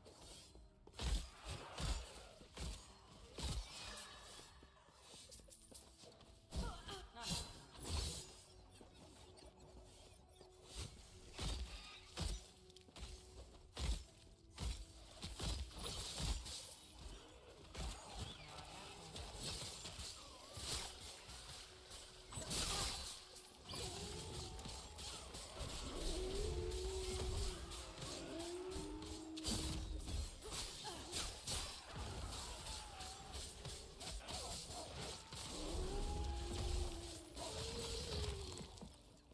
Hit.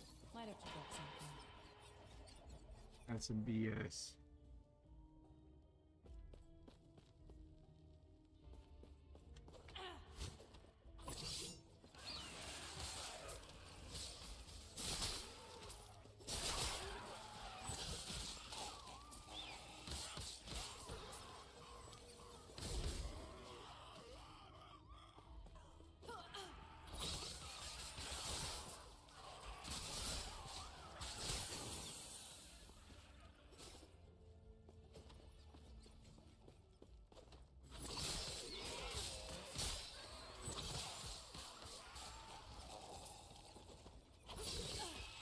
Not happening.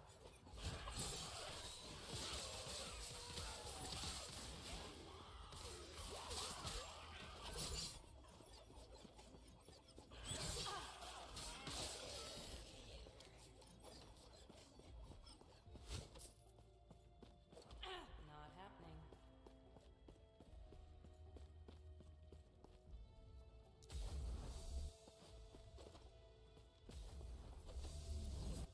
Not happening.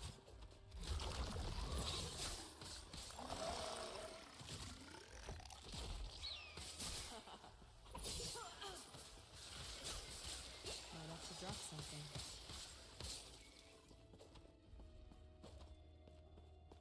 Not happening.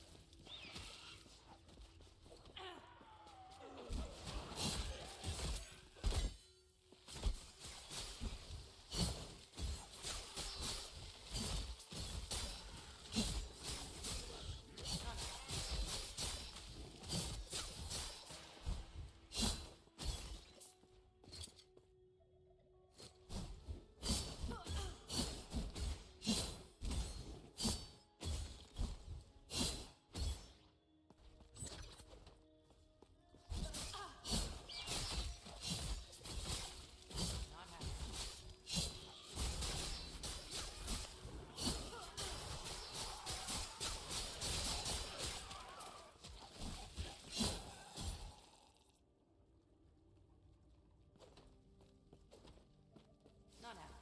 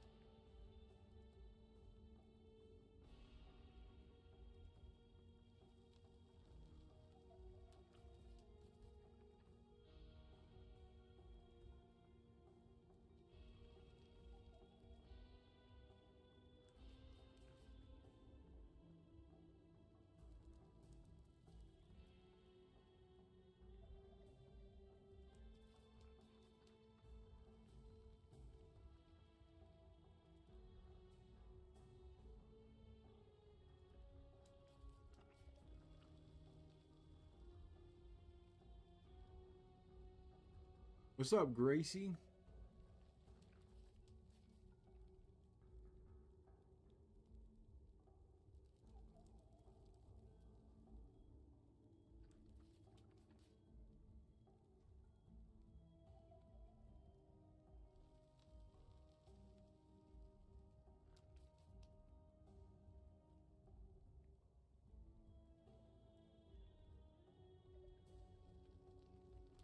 Oh no. Are you an artist? Are you about to tell me about your art?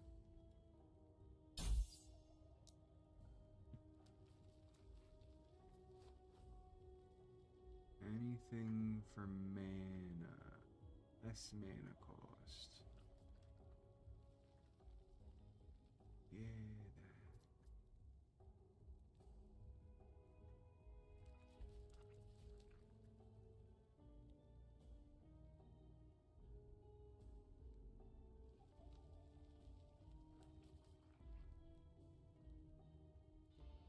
That's interesting.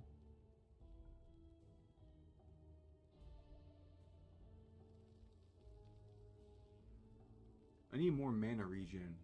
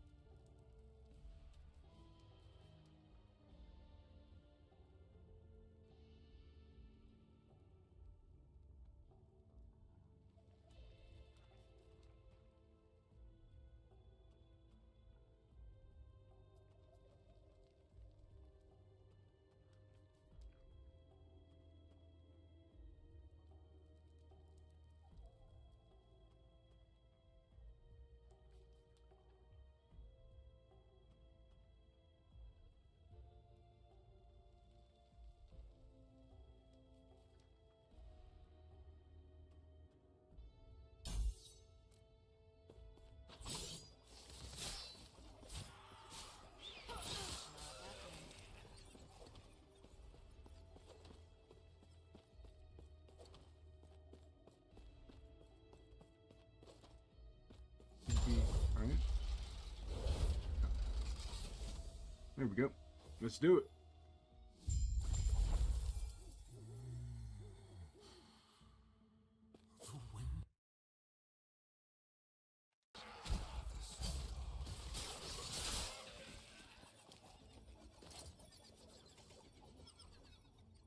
Yeah, bro.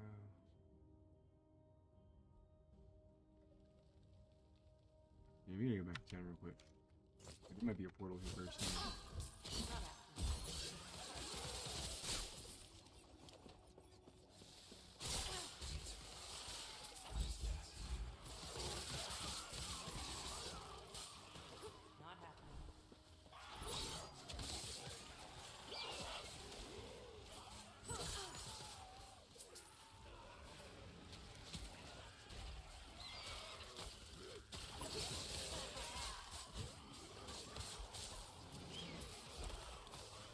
Might have to drop something.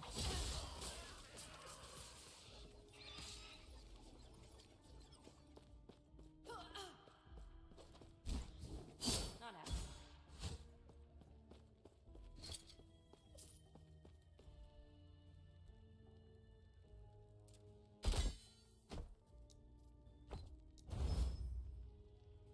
Take that. We're gonna take those two.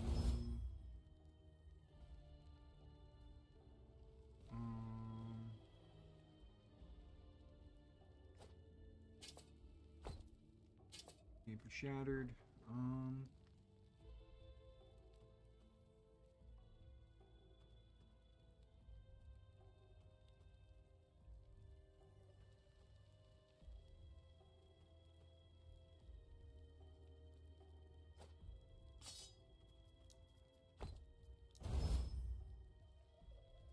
We take those.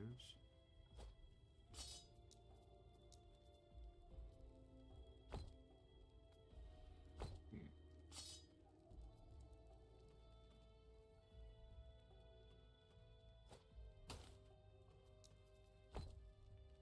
You do that for them, yeah, okay.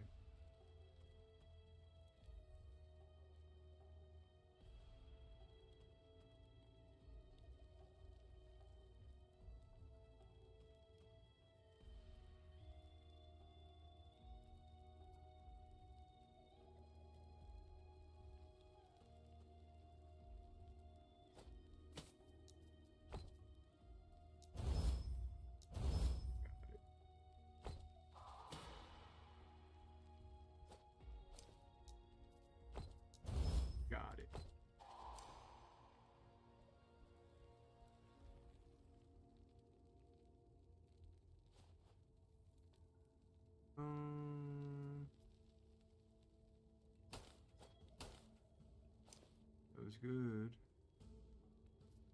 So we're... Boom. Now we're chilling.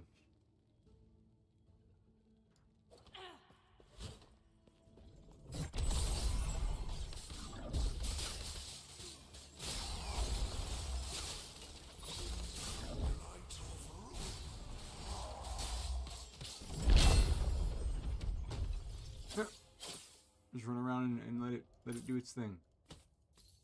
It's the strategy. Might have to drop something. What's that? Twisted altar. Might Look at that. have to drop something.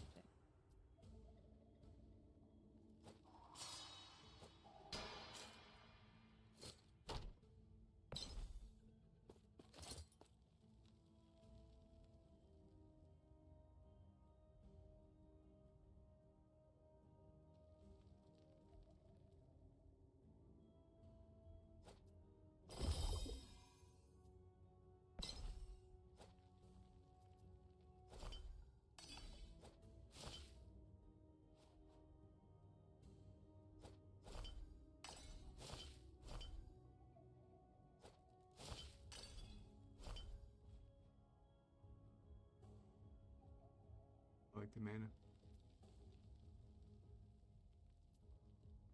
What do we get here? We got this. Damn.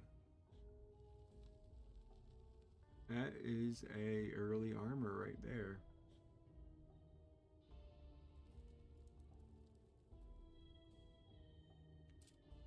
Yeah. Kind of cute. What's this? Yay.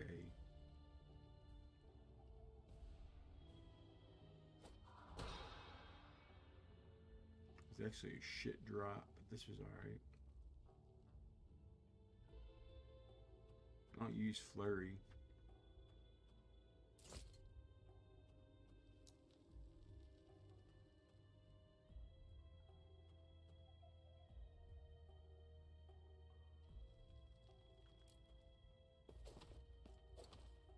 Not happening.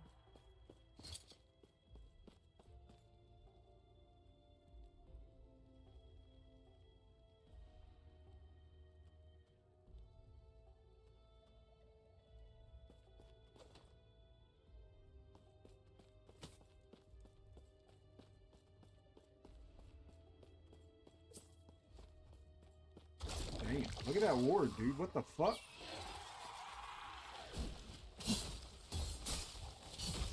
Holy shit. That's kind of huge. And it gives all that res. I could drop lightning resist now.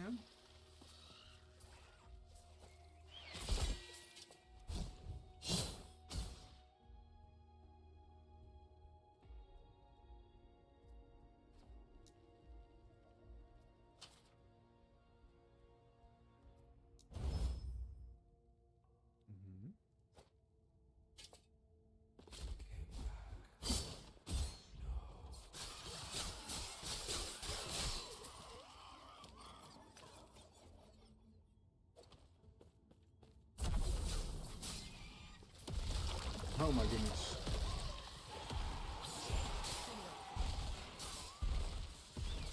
Rain down from the heavens upon them. Might have to drop something.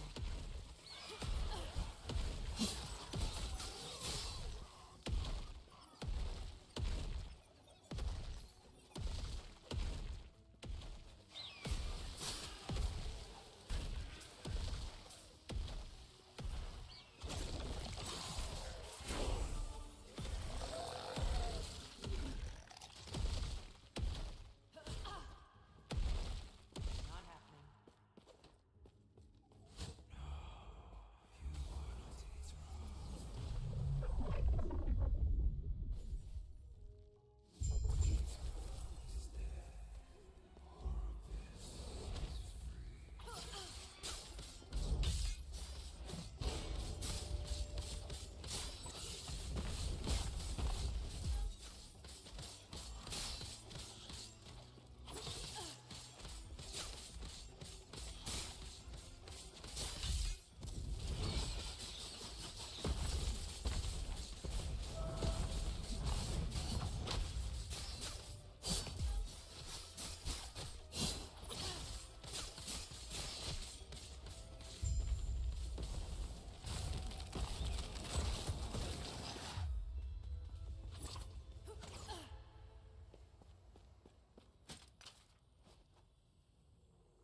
Okay.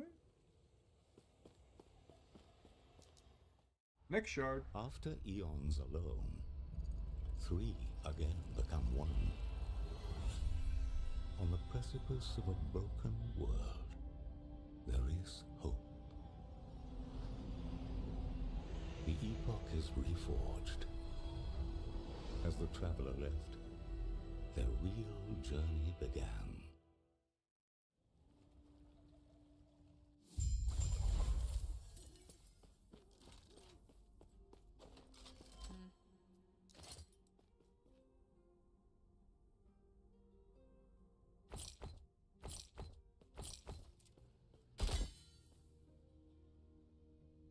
Oh, that's right. I was supposed to corrupt this bitch. I didn't corrupt it.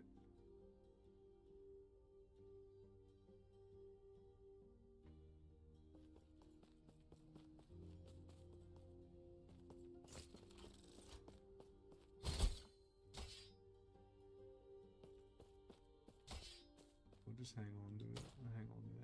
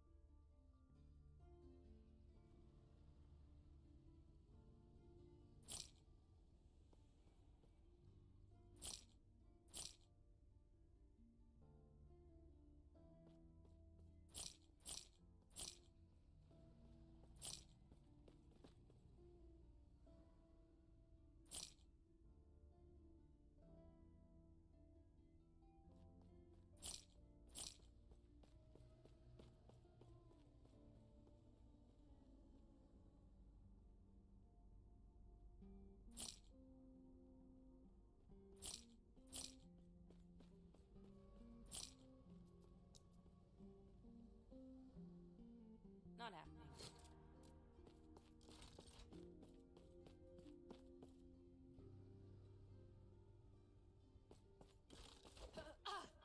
Feeling lucky? I am actually.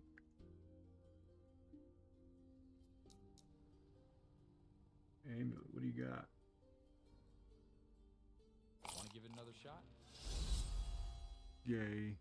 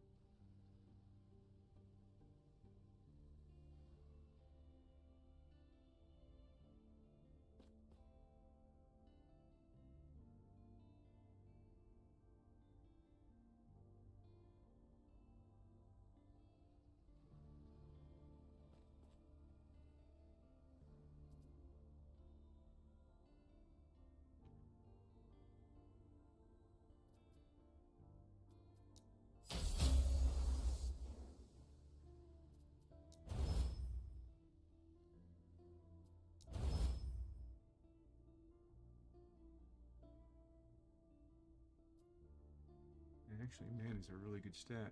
We're gonna keep that.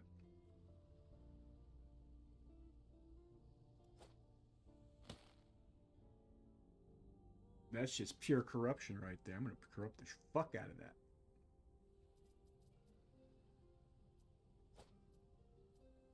Big damn.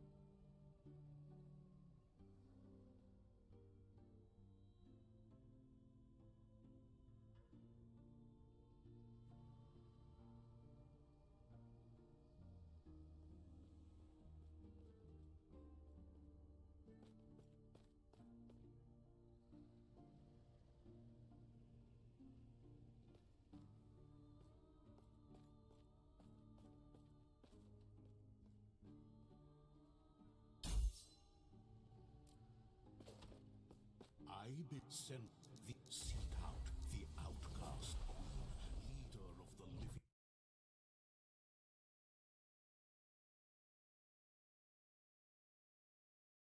Yeah, we're gonna eat some lunch. You don't know you're fucking messing with. If this We're gonna was heat up some in chicken virtual wings. reality right now in VR chat, you would be dead. Now say cheese. You're You either get the fucking pictures taken down and removed now, or I'm going to be doing the exact same thing I've been doing and getting the museums taken down.